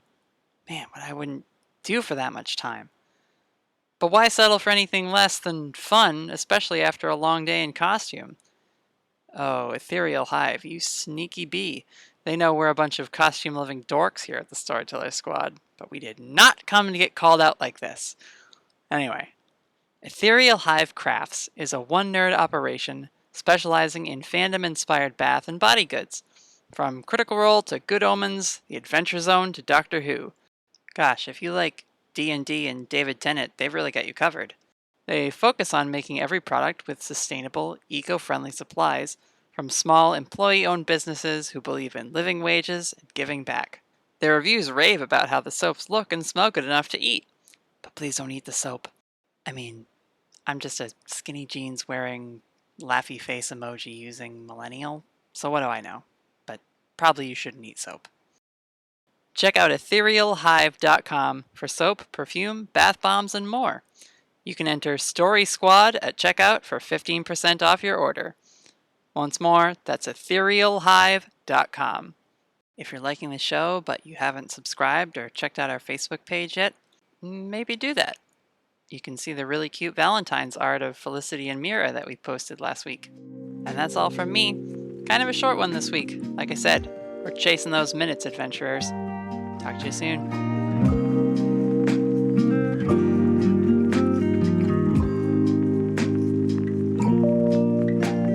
The next day, though, or even that night at the hospital, are you letting your team know that you got another... First, I'm doing what any responsible millennial would do, and I'm Googling it. I go on the Watcher, and I search blue dust. You get a couple results, and it doesn't come up as like blue dust, but it says, did you mean pixie dust? On the Watcher, there are a couple posts of people being like, I was camping and I walked into a ring of mushrooms, and then this dust shot out at me. I think it was maybe the spores, but maybe it was something else, and I fell asleep, and I woke up and my clothes were all wet from the dew and everything, and I was cold. It was awful, but nothing like super dangerous or bad has happened to people because of this stuff. I think Bethany, for the first time in her Watcher history, makes a post. She first changes her username, so it doesn't have anything to do with BB. Are you still trying to hide the fact that it's you on Raven's blog? Oh, absolutely. Okay. You want like an Xbox Live gamer tag, like Darkblade752? Hashtag the real Agent Whittaker. I'm the real Agent Whittaker. That's very good. Yeah, I'm gonna do at Whittaker official. But she spells Whittaker wrong, so it could be any Whittaker. At the real at Whittaker official was already taken. So she has to do at Whittaker official with a Y. I post a picture of my fingers covered in the blue dust. I'm gonna post got hit with legitimate pixie dust and saw a pixie, and like I described, the little hooded creature. Why is this here, and what is the best approach for little pixies or fairies or whatever? All right, why don't you investigate a mystery then? Because that's essentially what you're doing, just with millennial technology. That's a 9. That's not bad. I think I know what sort of creature it is, so I don't want to ask that. I'm going to ask what was it going to do. And I have to answer you in a way that makes sense on a website. So you get multiple replies and like upvotes and things. And Raven, if you want to chime in with like possible replies on this, I'll let you contribute as well. I want you to help shape the blog. Yeah, You know? I feel like Bethany probably posted it in one of those. There's like a section dedicated to like, what is this thing? Or like, what is this? And so people could just post pictures of like items or creatures or whatever they saw and have people give their opinions. So I bet she gets a couple really stupid responses. Right. Well, I was going to say the first like couple responses are just like someone being like, clap if you believe in fairies, and like a bunch of the hand clap emoji. Like, yeah, there's some like memes and like there's really like not helpful answers. Yeah, and there's like one person where their username is like amethyst crystals and wine or something, or you know, just like some sort of hippy dippy username posts, and they're like, sounds like you got house sprites. Make sure to leave them cookies or something, you know, like something like that or whatever. And then Bethany, you get a post from one of the more infrequent posters on the website, but their stories always seem a little bit legit. And I'm not going to come up with the username now unless you have an idea, Raven, for it. But this user who we will develop. I really need to sit down and just. Yeah, you and I should like make a bunch of lists of like usernames. It's like these people are legit, right these are not, but we'll get to it. So this one user posts and they say, if you've got fairies, make sure you know what kind. And that's all they say. You get maybe one more post from another like legit user where they're like, get your wards up or something like that. So those are two of the more helpful things that you hear about it. But do you do much else that night? Yeah. Oh, yeah. Yeah, I go to the fridge and I grab a glass of milk. And I don't have cookies because we're not really a baking family. But I do grab some wrapped cheese sticks because those are tasty. And I go to the cupboard and I grab fruit snacks. And I go to the basement where I found the creature. And I put it down, and I put it down with a little note that says, sorry for freaking out. My name is Bethany. What is your name? And I put a little heart, and I walk back up the stairs. I text Whittaker and Damien in our group chat that we have now made, called Secretly Not Agents. I text a picture of the little vial of blue stuff and just said, did a line of pixie dust with 2 like peace sign emojis. Any tips? Send it, because I know it'll make Whittaker worry, and I know it will make Damien, I think, hype. Whittaker types back an ellipsis, just like the 3 dots, and you can feel him. Just yeah, Agent Whittaker, this isn't up my alley. I can't help you out here. One of the agencies once had a pixie infestation. We worked a lot of overtime. It was not a good time. I think I asked Whittaker first if he thinks I should tell the rest of the group. It's not exactly very dangerous. Okay. But yeah, you might need some support. I think we should tell the rest of the group. If anyone gets hurt, we're gonna want Aidan there. We're obviously I'm gonna need my agent Felicity there, especially because she's especially good at tiny little critters. And Raven needs to control the spread of information on her blog. So, and obviously we're going to need Hugo as extra backup muscle and backup know-how. We need to check with him to see what he knows about these types of things. Of course. Also, Felicity's been fraternizing with the folk. Perhaps she'll have a little bit of extra insight from them. Or get some extra pointers from the pixies in this area. They tend to differ depending on where you are. I text the group the same pic of the pixie dust with the same fun, cute line. 10 out of 10 would not recommend is what I add to it. What hour do you text this? It's like 3 a.m. It's too late. It's not too late. Damien doesn't sleep. Right. You get replies from Damien right away, and Damien wakes up Whittaker. You also get a reply very quickly from Aidan, and it's just all caps. Why? Like before Maybe you just text several question marks. Yeah, and that's it.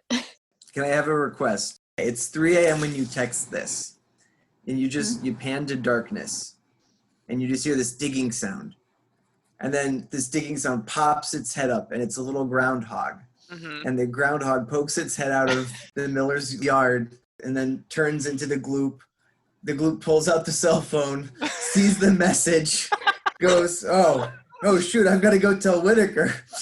Puts it back, and then turns into a bird, and then flies to go get Whittaker and show Whittaker. Oh Perfect. my god. Yes, we can allow that. Why were you there? Damien has all night Damien just to hangs fly around the Bethany's house. town and dick around. And when he sees that there are groundhogs making holes in Bethany's yard, he decides that that's clearly something that they want and want to have more of. I don't want to shoot it down because it's a very cute idea. But I don't know that we've established that Damien can transform into non-humanoid things. Like, I picked up the thing. What did you pick up? I was trying to get the shapeshifter one. Because after we were at the mall and we were seeing all the animals there. Oh, instead of immortal? Fun. Or... Oh, no, I had 2 level ups over the past. Oh. If you like that as the thing he does, then yeah. I just wasn't aware that you had a thing to spend on shape-shifting powers. Yeah. All right, that helps a little bit. So, Damien, you get a text as a groundhog. Well, like, he doesn't, like, check it. He wouldn't have a way to, like, check it right away. So he's just, like, doing his thing, gets to the end of his route, and is like, okay, I helped out. I should probably go, fly around, see what else there is. Yeah. What happens is when you poke your head up as a groundhog, you see one groundhog and then, like, a little mole, and they're walking together. And they kind of ignore you, but you see little figures sitting on top of them. And these figures have, like, a hat. One is made out of a hollowed out pine cone where, like, it has the pine cone layers to it, but it's, like, chopped off so they can wear it like a little, wide-brimmed hat. And the other one has just sort of a hat made of, like, a bunch of leaves slapped together into a point that sort of flops over. The one on the groundhog looks over at you and then looks back at the other one. He says, Oi, do we bring 3 of them? And the other one is like, They're gonna dig where they're gonna dig. I guess you're right. Yeah! And the groundhog and the mole just kind of scamper off away into the woods. As you see that go by, and then you like, check your phone, and you're like, oh, what else am I going to do at my night? Oh, pixies, weird! That morning, you all wake up, and Felicity, you wake up to the text. Hugo, you probably also wake up to the text. I imagine Hugo puts his phone on, like, silent alert during the nighttime. But now everyone is starting to get in on the conversation. And Aidan says, do you want me to come over today? Bethany, first I go downstairs and I look at I see if my meal was taken. The cheese sticks and the fruit snacks are both objectively good meals. The cheese is taken. Did you, like, open the fruit snacks and, like, put them on a plate, or did you just leave a pack there? I think I opened them. I think it's like Santa Claus. I'm treating them like like a kid would treat Santa Claus. Okay, yeah. So a couple of the snacks are gone. Not a lot of them, but the cheese is definitely gone. The milk seems untouched. Is it spoiled? It's as spoiled as much as, like, a milk left in a basement overnight would be. Like, it's warm and doesn't really smell that great anymore, but it's just milk. Is my note taken too? Your note is not taken. It is slightly tipped over.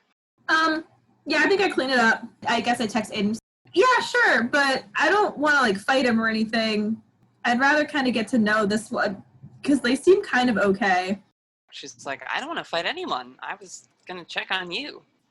Yeah, sure. You guys haven't been to my house before? Yeah, Aidan is allowed to come over. So, Raven, you get a call. It's Aidan. She says, I'm going to Bethany's. Do you want to come? Would that be okay? Like, does she know I'm coming? Well, that's all she says, though. Yeah, if you can, like, only if I'm invited. I don't want it to be weird. Hasn't she been to Bethany's house before when they were younger? Oh, yeah. Absolutely. She probably all the time. She just says, I don't know, we should check it out if she's got fairies. Yeah, just, make sure she knows that I'm coming. We're, like, cool now, but not so cool I can just show up unannounced, Okay. I figured I would ask you if you wanted to come, and then if you didn't, I would just go by myself. But if you're okay going, then... Yeah, that makes sense. If you want to just let her know, I'll go.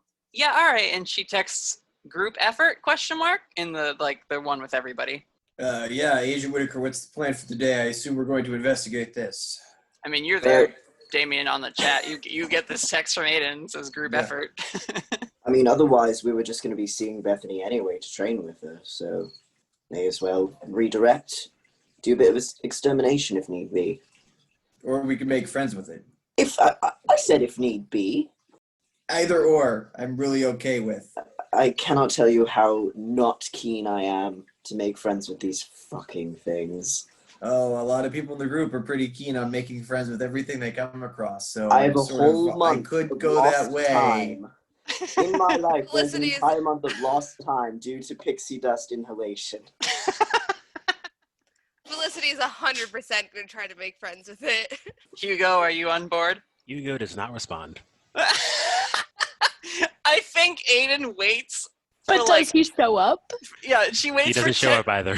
She waits for 10 minutes in her apartment, waiting for everyone to thumbs up react the message. And when Hugo doesn't, she just and goes over and boom boom boom pounds on the door. Nice. She's like, Hugo. Hugo, participate in the plot. She's like, are you coming? I'll get there eventually. All right. Well, don't shut everyone out. And then she leaves. Oh, so does Bethany put the address in the chat? Bethany puts the address and her Snapchat. What is Felicity's ringtone? Oh, that's a good question. I feel like it's the wind chimes. That really annoying one. It's a little bit nice, but nobody uses it. It's that one. So you get a call from Director Damien. Hello, Director? Agent Felicity, your mission, should you choose to accept it, is accept. to join us on the inspection tour of the Miller estate. There appears to be some small critters running about, causing mischief, so we need to investigate and see what's going on. You mean the thing that I just got in the group chat? Yes, that? exactly. That's our mission. Dope. Okay. Do you need anything? Maybe a crepe would be nice. Yeah, we can supply a crate. Let's go. Okay. I fully expected Felicity to be like, maybe a hug would be good. Oh, that too. A crepe is so much better. Crepe is so much better. Because it means Oh my god. some point on the way to get Felicity, Damien and Whittaker have to go and stop for crepes. Oh Lord, that You one said got me. Crepe? I thought you said a crate. No, Like to it's crepe. contain it. A dessert pancake, Damien. Damien just shows up with a box. Here's your crate. Great idea. Oh my god. And poor Felicity's hungry. Oh wow. Because I love that she took do you need anything to be a quest of do you need literally anything in the world? And her mind went to great, Yes. this would be nice. I could use a crepe, We're not in any rush. Yeah, so it's a leisurely Sunday because it's been a week. Yeah. So you guys They stop for stop at the Maple Leaf and Raven was working overnight into the morning. oh Lord, It's really? just exhausting. It makes them crepes to go. It's like, oh, I'm almost off my ship. Are we meeting at Bethany's? You want? Yeah. Yeah. You look like you're a little tired. I'm just gonna go home and take a quick shower, and I'll meet you guys there. He The tips crepes really are well. almost ready. Tips 40%. Bethany is meanwhile speed cleaning her house because people over in a while that aren't her mom's friends You're prepping it for a Miller reception for company. yeah. Oh yeah. So it's a montage while it's you get cut between the scenes. It's Yeah. We cut between standing in line for our and crepes. chilling and laughing, and then Bethany's at home is heavy metal music as she shoves things. yeah, it's like that Flight of the Bumblebee or whatever. Yeah. yeah. Well, a frantic Bethany tidies. The group of you slowly start to arrive. Aidan probably ports herself to the Maple Leaf because she knows you're working, Raven, and then is like, are you okay to drive? You look tired. I'm fine. I've done this enough times. It's not far. All right, I could drive if you want to like take a 10-minute passenger seat. All right. Yeah, that's fine. We'll come back and get my car later. No, I meant yours, but. Oh, either way, yeah. And she gets in the passenger seat, like hands over the keys. Okay. And be like, "Fair, yeah, if you don't mind." Yeah, no, you should rest a little. I mean, so. She's gonna do the thing where she's like, yeah, I'm fine. And then as soon as they like pull out of the parking lot, she's like asleep against the window. Yeah, already asleep. Naps the whole way to Bethany's house, and then wakes up and is fine. And so you all get there around the same time, except for Hugo, I guess. The Miller house is a lovely, well, do you want to chip in, Bethany? I'm picturing it as one of those places that has like a stone foundation and a lot of like nice front yard garden work. It is one of those houses that they like tried to kind of keep like looking very old and, very of like a certain time, even if they built it very recently. Yeah, okay. I don't want to say all of the houses in Brittle Springs look the same. I think that's not true. I think they all have like the same bigness, unfortunately, to them. But I think that a lot of people, because I think it's still got some Autumn Falls quirk deep down inside, they all have like, I think, very different concepts of how they want to look fancy. Yeah. Bethany's family is very like Victorian house fancy. Like we want to very vintage and, I like the idea that in Vernal Springs, most of the houses are new, but they're all grasping to try and seem old and like, so it doesn't have that like new money smell on it quite as bad. And yeah, there's no cohesive design, which is like a thing Autumn Fallers will like hold against them. It's like, at least in our town, all the houses look like they were built by the same bunch of founding people. Like, I think that like that, and like not to dive too far into Bethany's psyche, I think while she, I think in her heart is very much a lover of Autumn Falls, I think the one things that she liked when she went to Vernal Springs was like almost the vast weird creativity people spent their money on. Yeah. You could have spent your money on something boring, so at least you spent it on something frivolous and like interesting looking, as opposed to something frivolous and boring. Right, yeah. And again, that like Vernal Springs, Autumn Falls, like again, it doesn't really have any substance to it. It's a great divide kind of deal. So Miss Miller, she's at Roseanne Clay. Sunday is a big day for her, and Lydia has like gone to like hang out with her friends, so she's not around. So don't do a thing where like I like lie about everybody. I'm not making you do that this time, or at least for now. Nice. How do you welcome everyone? Bethany opens the door. She says, "Hey, come on in." She didn't expect to ever see everybody together at her house. She's not as bad off as Raven in terms of how Raven looks sleepy, because she's put clearly a lot of concealer on. But if she told you that she did not sleep since that happened and had stayed up doing her stupid like mental conspiracy bullshit, like you would not be like, "That's a surprise." Do you need anything to eat or drink? We have lemonade, we have apple juice, just sparkling, and still water. I would like some juice. Ghosty would like some maple syrup, please. Oh, and here are your crepes, Agent Felicity. Oh, thank you for my crepes. Would you like syrup for your crepes? No, they're the kind with like the strawberry and the whipped cream, The syrup just ruins them at that point. 100%. Sugar, yeah. I pull everyone inside, or like kind of like mentally or socially pull everyone inside. I don't like grab their hands. It's an old house, or they want to make it look like an old house, but it does still have like some of the trendier things, like an open concept, like kitchen, living room space. Like right. All the furnishings look kind of old, and like definitely your family goes antiquing, but like the layout is more modern in terms of like the height of the ceilings and the ability to like see into different rooms from one room to another. Their big dog, they have it because they have that dog, knows Raven, so immediately starts like, I think, freaking out because he missed Raven. He didn't know that she... Yeah, that's true. So he's immediately kind of up and excited. And I grab Felicity her juice and I guess pour a small like kitty cup for Ghosty, which I hand to both of them.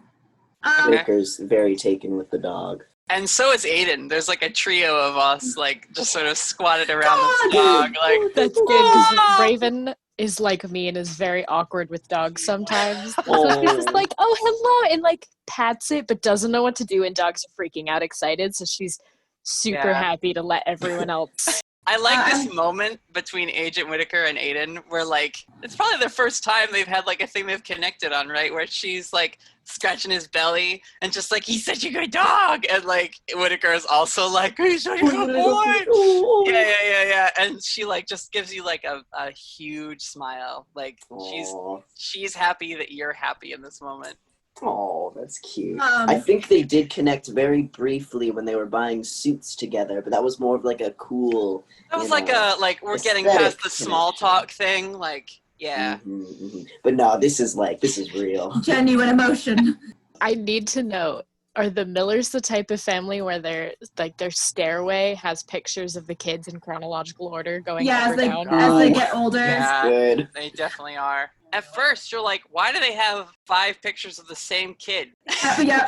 And it's just because every time a new Miller sister was born, it kind of looked the same as a baby. So, like... You really do.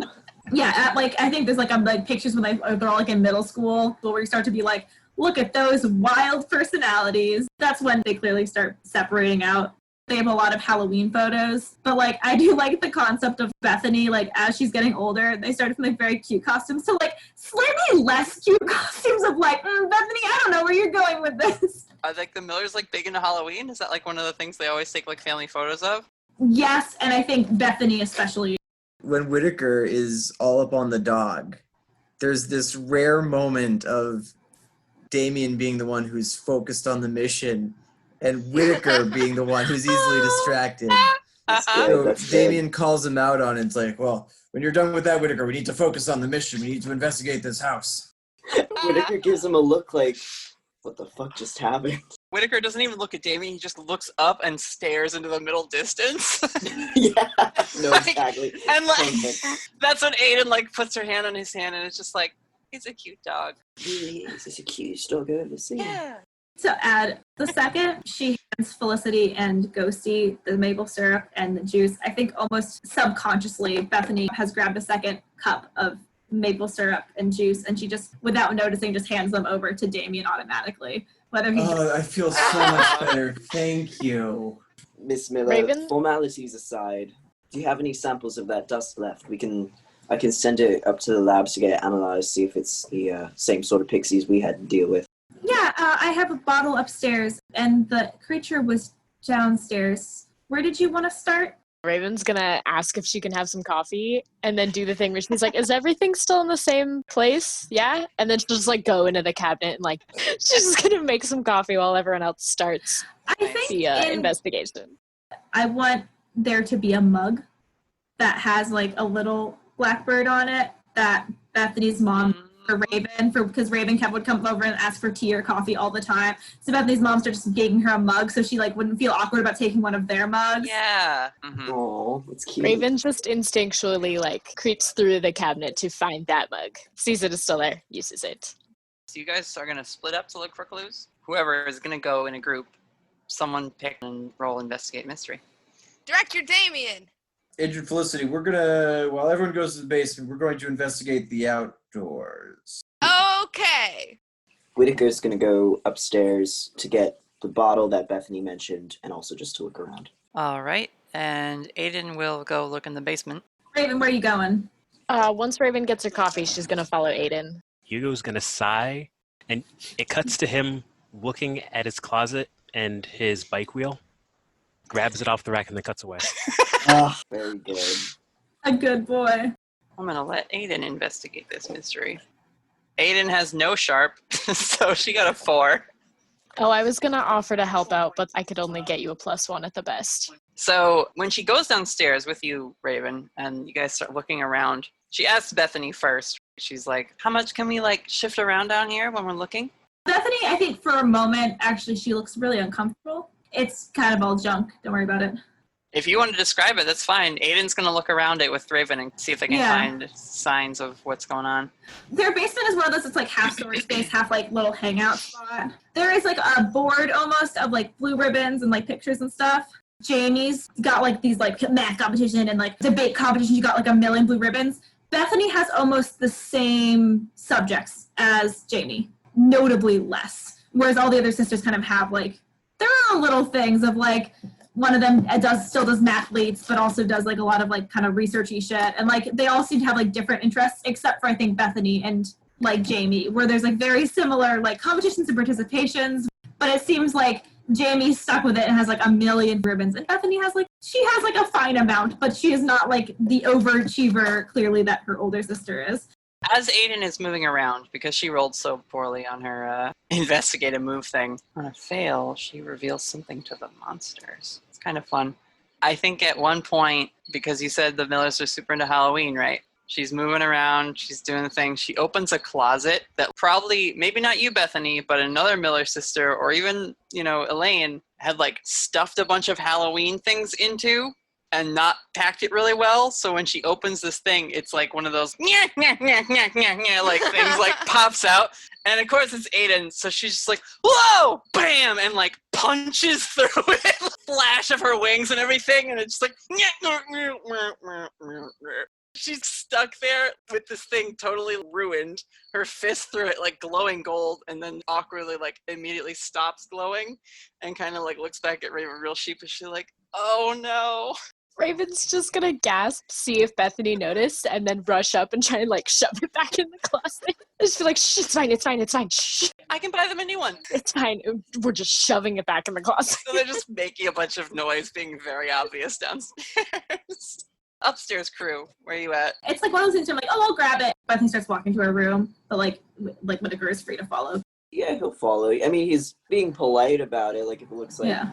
She got like, there's all the rooms with little door signs that are like, so-and-so's room, so-and-so's rooms. Jamie's room is there, but like it's like an office at this point. And Bethany's room is fucking messy. It is not like... Oh, she didn't complete her hasty... Things are falling out of the drawers. She's got a lot of posters. She clearly went through several different phases of her life. She's got a lot of like angsty teen posters, but then she's got a lot of like more recent, like she's got a lot of Avengers posters. She's clearly a big Avengers fan, big into that, big into some DC stuff. And she also has like 2 dressers, like a little dress desk and dressers. And that's only important because there are pictures of her when she was baby and little baby Raven hanging out a little bit, like camp, and like those are clearly pictures that like her mom was like, you have to keep these. And so she kind of keeps them around even though they're in the back. And I think the other part of her dresser, there's pictures of her from college.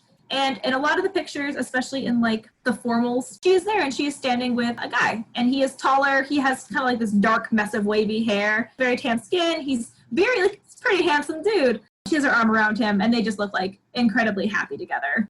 Who's the lad? Oh, that's my ex, Brent. I would throw away the photos, but my hair looks really good in them. And it felt too 16-year-old to like cut my face out of them or cut his face out of them. I felt like that was too high school teen movie. Too high school cliche, he says, looking around at all the band posters. That was a little too much for you. That seemed like somehow I was hurtling past the line when usually I just kind of step over it. But she grabs the blue stuff and she like kind of holds out. She's like, this is all I could get. Most of it was in my nose. The first time, not the second time. Hey, Miss Miller. Never do lines of anything you don't know. Don't do lines of anything, actually. It never ends up well. That's agent lesson number 1. If I catch you doing that again, you are not coming to this agency. Thanks for letting me describe my room. Just letting me dig into like the real emotional kind of stuff Bethany's still feeling. You could tell like the little like broom she put in front of her closet handles is like strained and she's worried it'll like fall open. Agent Whittaker, you have a bottle or a vial. It's a Tupperware. It's Bethany. A Tupperware, okay. She's no alchemist. That's good. Yeah, a Tupperware of blue dust. Felicity and Damien are Edgecrest agents. Excellent. So Damien is going to open up his briefcase and pull out a leash. And he's going to put it around his neck. He's going to hand the other end to Felicity. He's going to whoop, and then turn into, now, technically the best animal to turn into would be a bloodhound, but having just recently seen the pit bull, he's going to turn into a pit bull to go sniff for clues outside, because that's where he saw them riding on the groundhogs. Roll to investigate. So, I want Damien to believe that he is doing this, but I also have an ability where I can attune my mind to a monster or minion and find out exactly where it is. Yes. Yes, I like this so much. Good. So I want him to feel like this is him spelling it out. So can I roll to help? Well, is your thing a roll, Felicity? Yeah, it's roll plus weird. Okay. Or I guess I'm not really helping if she I knows got the answer. What'd you get? I got a 12. Okay, Damien, I still want you to roll to investigate a mystery because that lets you ask more questions. So. Okay. Oh, on a plus 10, 10 plus, I hold 3. How's it looking there, Bloodhound? How'd you do there, Damien? Did you also fail? 6 minus 1 plus 1 is still 6, so that's a fail. I love it. I love that the first, mystery / monster case I give you guys that has nothing to do with angels and demons, the angel and demon are shitting the bed hard.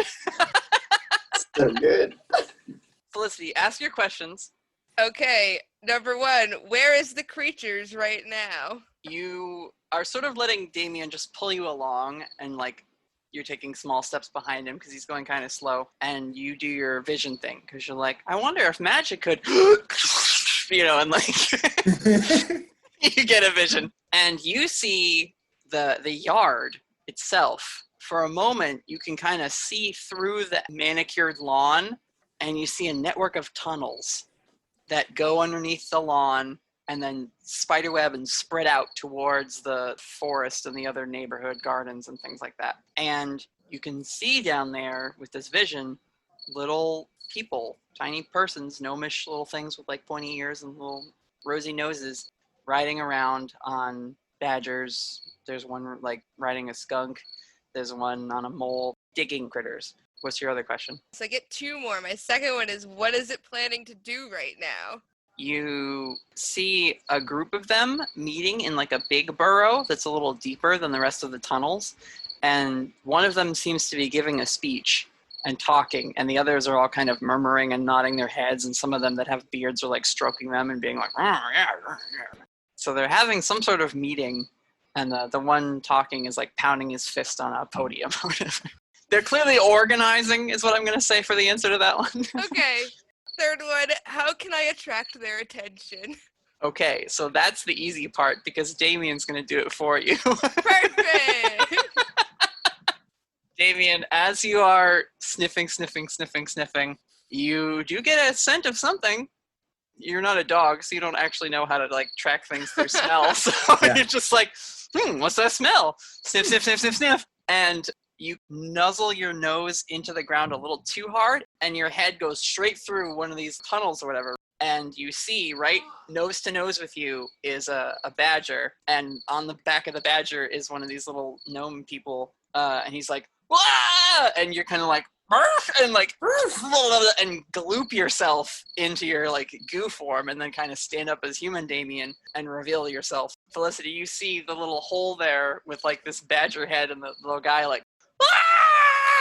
they're just both screaming at each other we found you!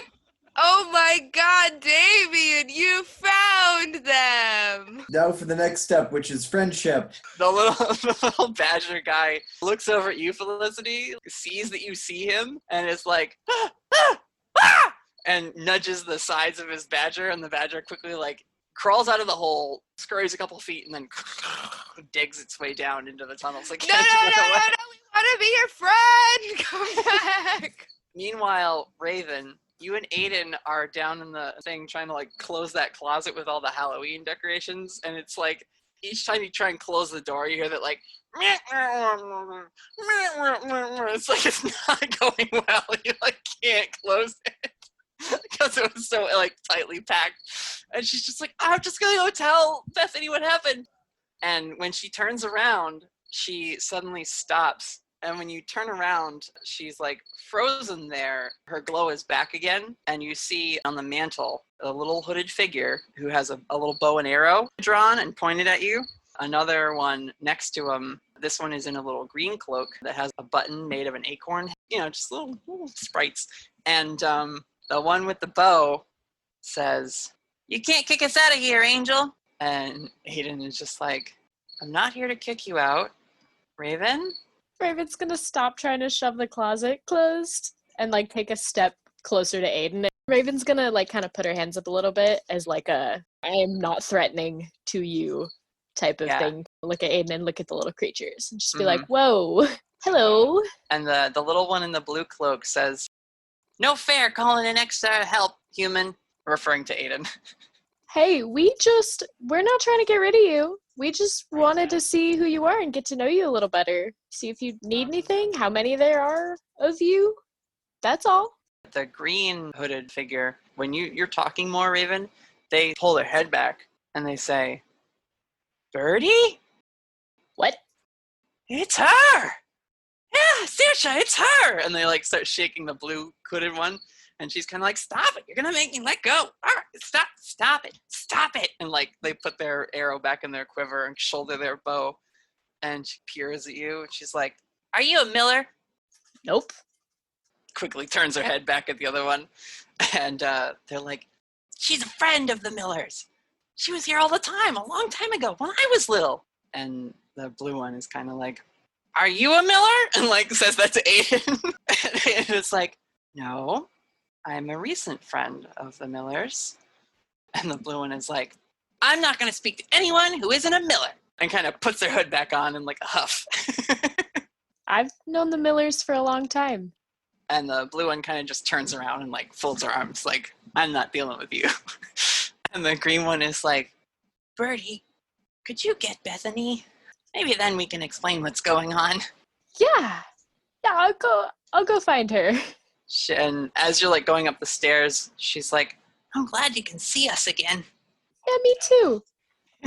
She's gonna go up the stairs to try to find Bethany. She's running up the stairs, kind of like, "Bethany. Bethany hears this, and first thought is panic because Raven's found her diaries that she keeps kind of like in like the Bethany box of storage. She's like, "God damn it, trying to keep that a secret. I'm so sorry. I was in a time, teenagers, you got feelings that." What was your thing, actually, first? What was your thing? No, Miss Miller, go right ahead. What was your thing? No, complete your thought. I gotta get downstairs. It sounds like there's an emergency. I think we found them. Well, we found them. They talk. You might want to come downstairs. All right. Bethany hurries on down. Yeah, and we'll follow her. Aidan has lowered her glow again. She's just like, "We found them. They're right there." The blue one turns around and sees you, Bethany, and like whips a finger out and points at you and says, "You're not going to get in the way again, are you?" Get in the way? I mean, why don't we talk about what I would get in the way of so I don't happen to do that for you? Also, did you like my fruit snacks? I did leave those, and you didn't really finish them? The green one raises her hand. "I like the cheese you left out." Oh, that's good. That's also acceptable. You left out snacks for them? My blood sugar was, according to my mom, very low, and so I figured that theirs might be as well. Takes as much work to scare someone as it does to be scared. Bethany, though. And Whittaker, I'll say this. These don't look like the fairies that you had to deal with at the agency. Those are more of like a Slavic, horrible corruption of like a tooth fairy type of thing. They did not have intelligent speech. and they like had that. wings, and these don't. They're just tiny people with little pointed ears and, like I said, kind of sprightly features. The green one says, "So, we're kind of in the middle of a turf war, and yeah, Saoirse here is kind of leading the fight." And the blue hooded one takes her hood off again, and you can see her eyes just have this energetic, like fiery energy to them. And she's like, "I almost had him last night, and then you showed up and spooked me, and I let him go." And she's kind of like dressing you down, Bethany, like, "How dare you interfere with my efforts to try and help you?" What exactly were you trying to do last night? And she stops, and in like a big huff, she's like, "I am trying to keep your house from being taken over." Oh, okay. Bethany takes off her like shoes, and she sort of sits down. So she's at the height of them. They're on like a mantle on like the downstairs fireplace that like is never used, but it's She there. sits so that it is better, so that they know that she is here to be open and honest with them. Let's start from the beginning. Who is fighting against you in this turf war, and when did it begin exactly? The green one, she also takes her hood off, and she has more of like a super light blonde hair. It spikes out in an unnatural way that makes her hair kind of resemble a dandelion head. It's got that like just fuzzy, puffy nature to it. And she says, I'm Denna Relum. I'm part of the Relum clan. We've been here for, well, a long time. Saoirse lets her guard down a little bit and says, I'm Saoirse Greymoth. I'm adopted. Denna's like... We stand. Yeah, she's like, yeah, we found Saoirse and brought her into the clan a few years ago, but she's been doing a real great job finding us food and helping us stay here and look after the house for you. But we've got a problem. The Bogalogs are back. Where are they back from exactly? Well, I don't know. They used to live here a long time ago, I guess. Back on the old house that was on the foundation. When that house got knocked down, they went away. And then when this house got built up, my family moved in. But now the Bogalogs are back and they want the house and they're trying to get rid of you. You surely must have noticed. That would make a lot of sense. I take it they're the ones causing my sister's phone to break. And all sorts of other stuff. And when she says that, we're going to cut over to Damien and Felicity. You guys are out in the yard. What are you doing? Felicity's on the ground trying to dig. Yeah, you're the friends expert, Agent Felicity, so I'm going to defer to your expertise on this one. I'm but digging I'm here to through the help. ground. And I'm going, no, come back! Ghosty leaps off your shoulder, Felicity, and he dives into that hole and scurries through the tunnel network, which you can't see anymore, but you imagine that's where he went. And a little few feet out ahead, he pops his head up through the dirt and then crawls out of the hole and just starts hopping up and down and pointing at the hole that he crawled out of. So you guys go over, you start to dig away at this hole in the yard. And it's easy. The sod comes up like it was just laid down by like a landscaper, which it hasn't been. It's just been tunneled so much underneath that it's like very easy to pull it away. And as you do, it kind of has like a little cave-in effect. And you just hear a group like grow and like, and what you're faced with is a little town meeting style gathering of these little critters that have the pine cone hats, and a couple of them have like mushroom hats that they're wearing. And they just seem to be these little people with like sprightly ears and little sprite faces.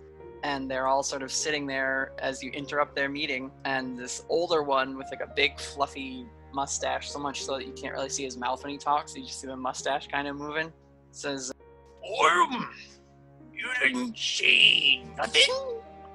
And the rest of the group does like a group head turn to him, head turn to you. They just keep repeating that. The one beside him comes over and he says, boss, she can see us. And this is the one that was like riding the badger before. And he says, what? Wow, hello? Kind of just like extends a tiny hand.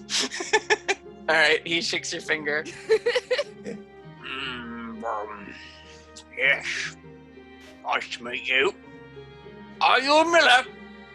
We are fierce allies of the Millers.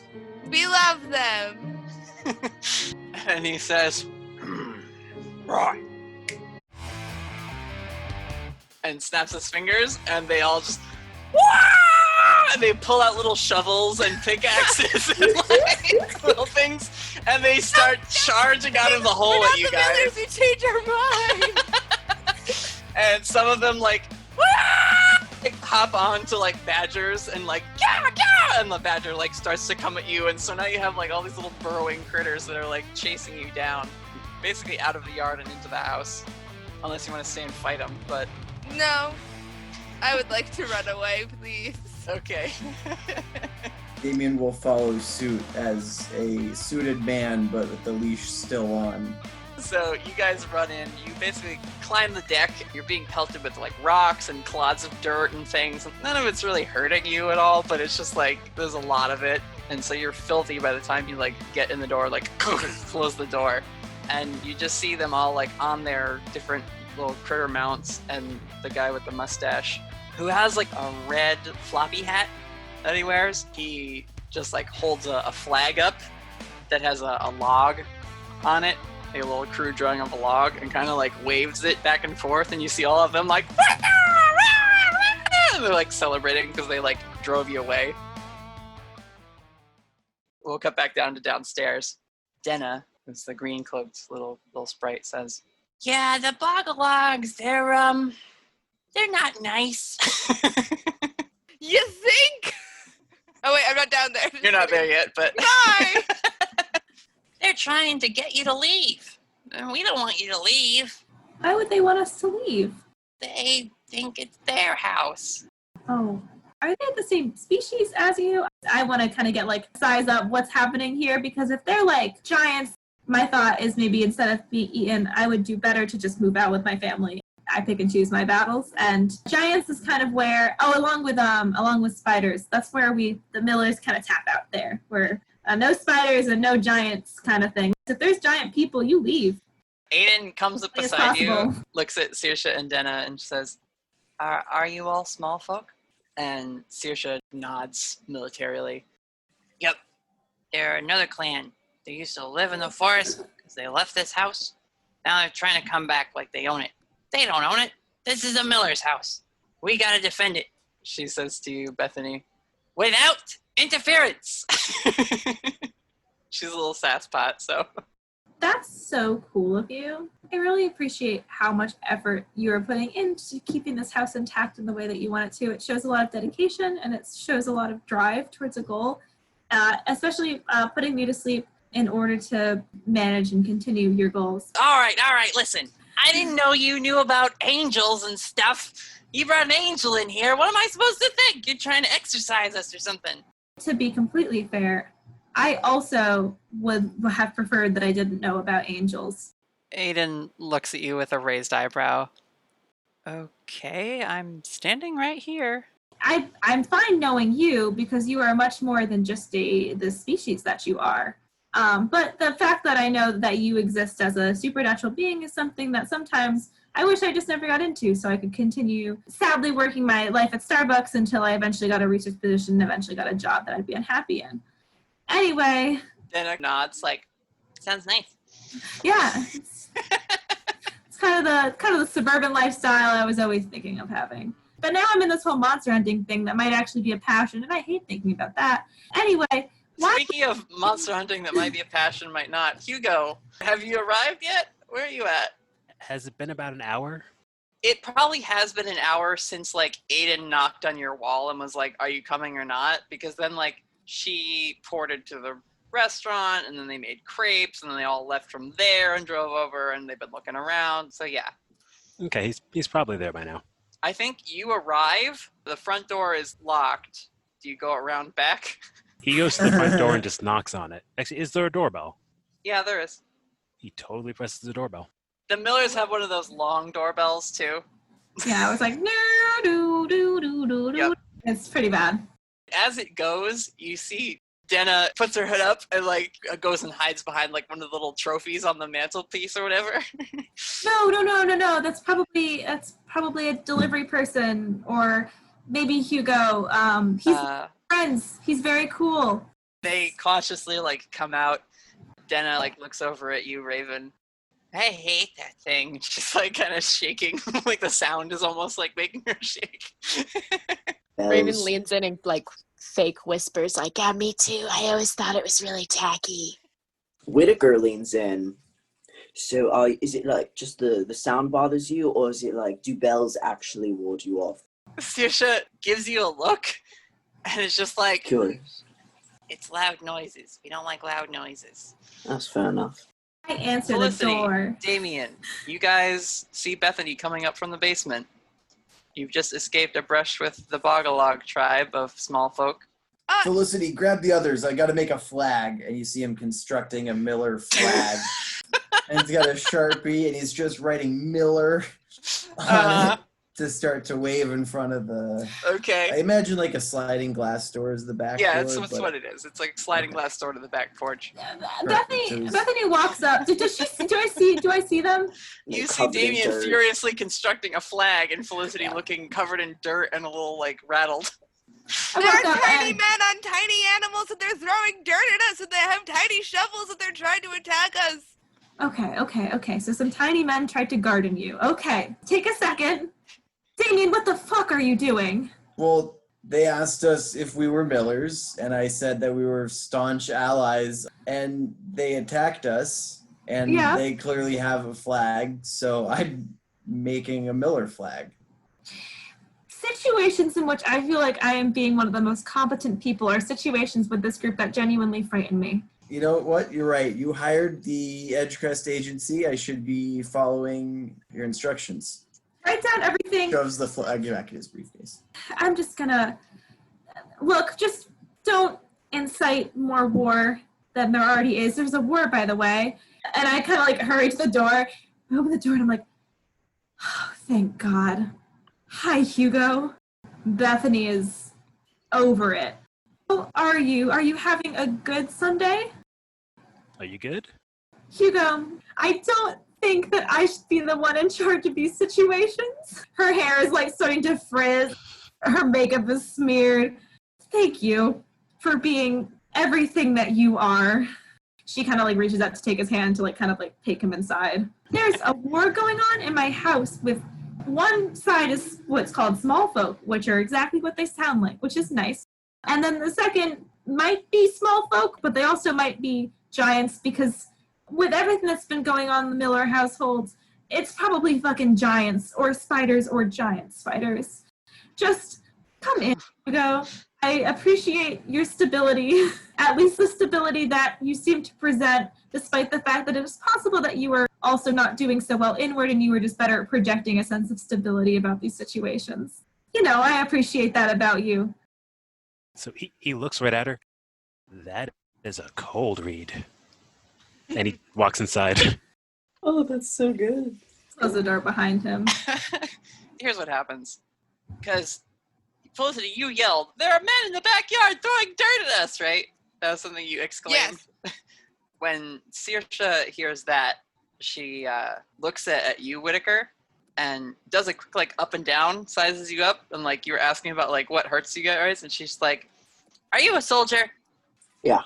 She takes like a couple steps back from the mantle and then leaps and like lands on your shoulder, puts the like bow around her shoulder and pulls out a tiny little sword and is like, "Let's go!" and like points at the stairs. Oh, that's fucking adorable, isn't it? All right, let's go. Aidan holds her hand out for Denna to hop into, and she's like, "We gotta go!" And so they like the two of them like run up the stairs. So Hugo, after Bethany's like panicked ramble at you at the door and then inviting you inside, you see Agent Whittaker coming up the stairs with a little tiny sprite on his shoulder, followed by Aidan, who's like cupping another tiny hooded sprite in her hands. Do you and remember then that probably scene? a very like distressed Raven. Do you remember that scene from Community where he walks in with a thing of pizza and there's fire everywhere? Yeah. That's the vibe right now. Yeah. That's the vibe. Constantly. Once you guys come up from the basement and join them in like the foyer that connects to the kitchen. When Go they ahead. come up, Whittaker says, "Welcome to war, Mr. Rashad. Are you with us or against us?" And you see the little blue, white-haired sprite on his shoulder points her sword at you, like expecting an answer. Join the Miller Alliance. What has happened here? Felicity comes in and she's taken the dirt that they've thrown at her and put it on her face. Yes. And she's like, Miller!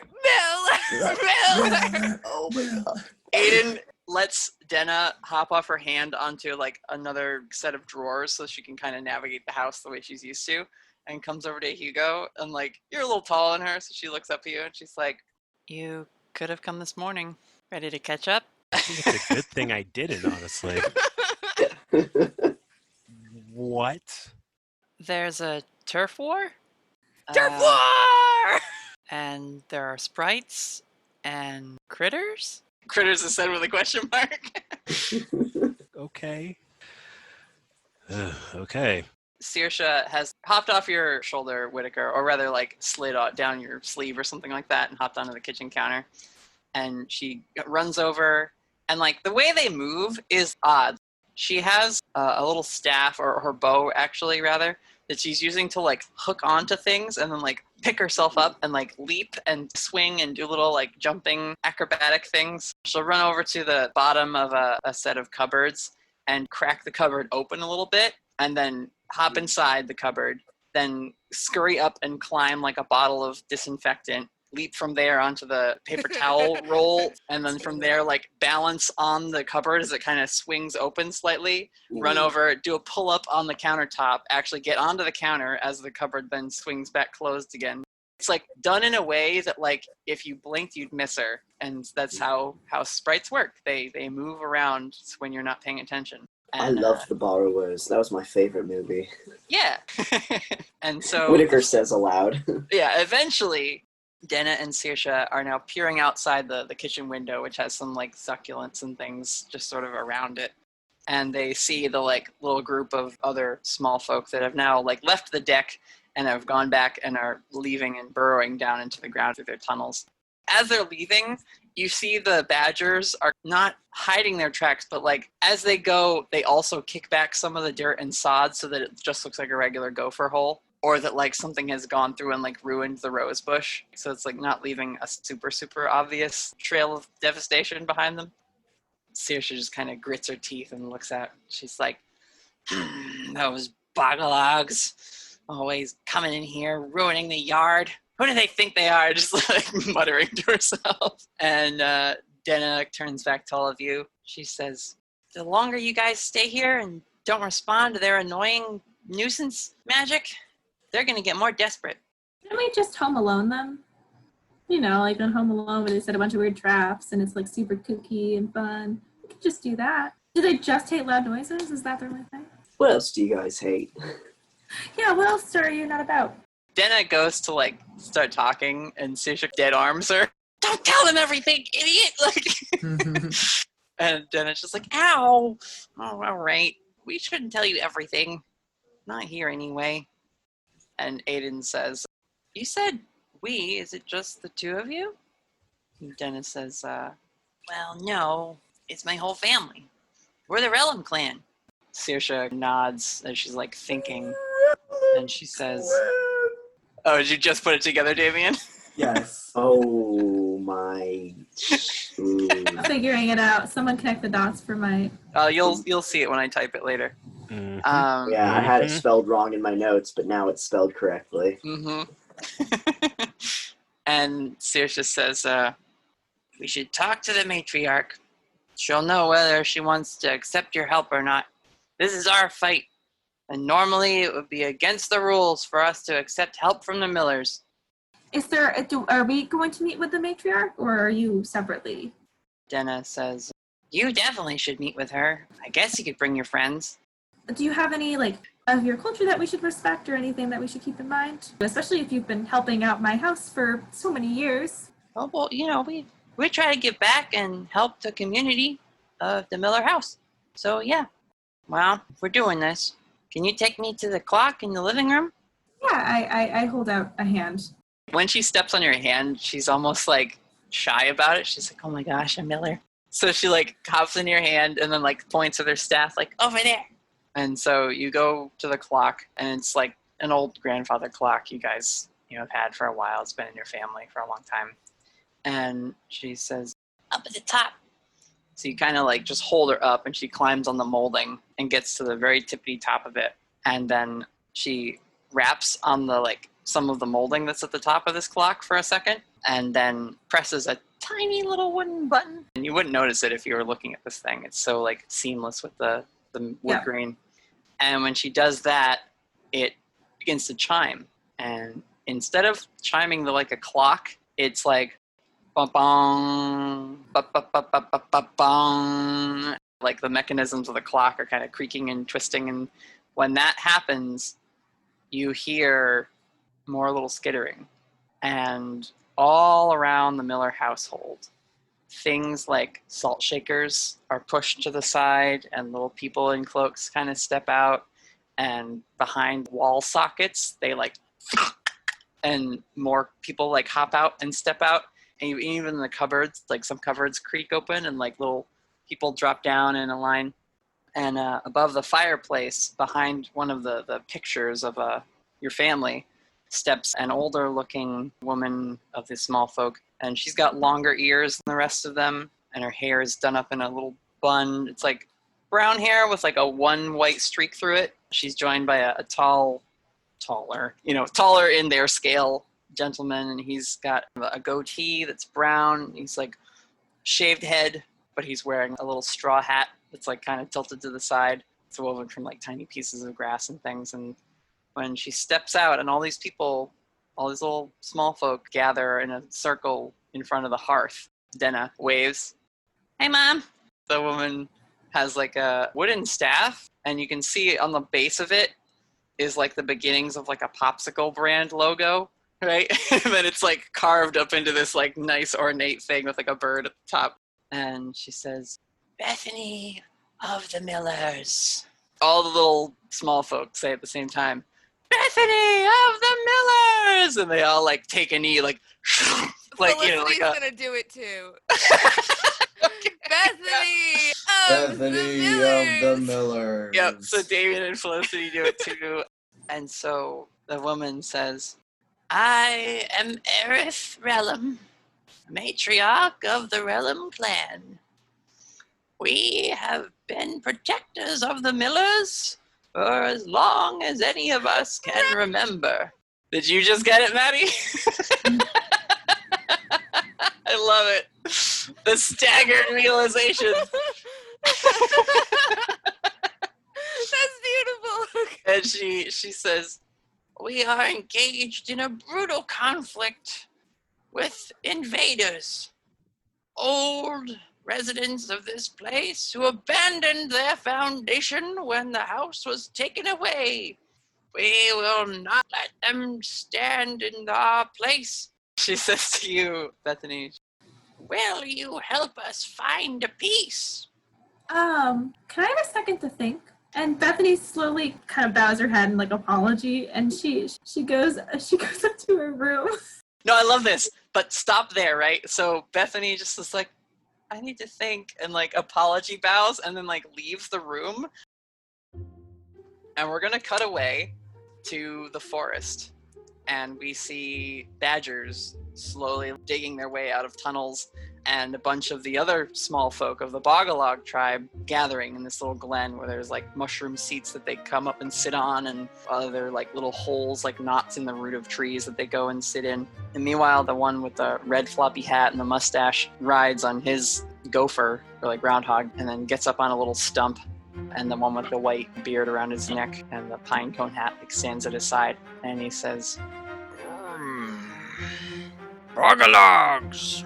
They all have little like stick and wood blocks that they like pound, and he says, we have been wronged, and they're all like, the realms are on our land, and it belongs to the Bogalog tribe, and they're all like, Bogalog! Woo! They're like waving little flags and stuff, and like the gophers and things are, you know, chittering along with them. And he says, however, they have employed a demon in their fight against us. We cannot let this stand. The realms have stooped too low. We will need to rise above them. We need a troll. And the Bogalogs are all like, Bogalog, Bogalog, pounding on their wood blocks. As we pull away, the sound becomes not the like fervent chorus of an army at war, but just the sound of acorns dropping in the forest. And that's where we're going to end tonight's session. Oh my god. So we're moving out of the house. Rella! I don't understand. I'm very bad at it. Flip Relum around. Relim. That's very important. Mm-hmm. There it is. That's the look of recognition. The dumbest thing I've ever heard. I love that. So cute. Dire badgers. Yeah, it's a cute monster mystery this time. I love it. It was until troll. Troll could mean anything. Troll could be whatever. True. Those could be Probably cute. bad. It could be like a 2-foot tall troll. To them, it's a giant. Yeah.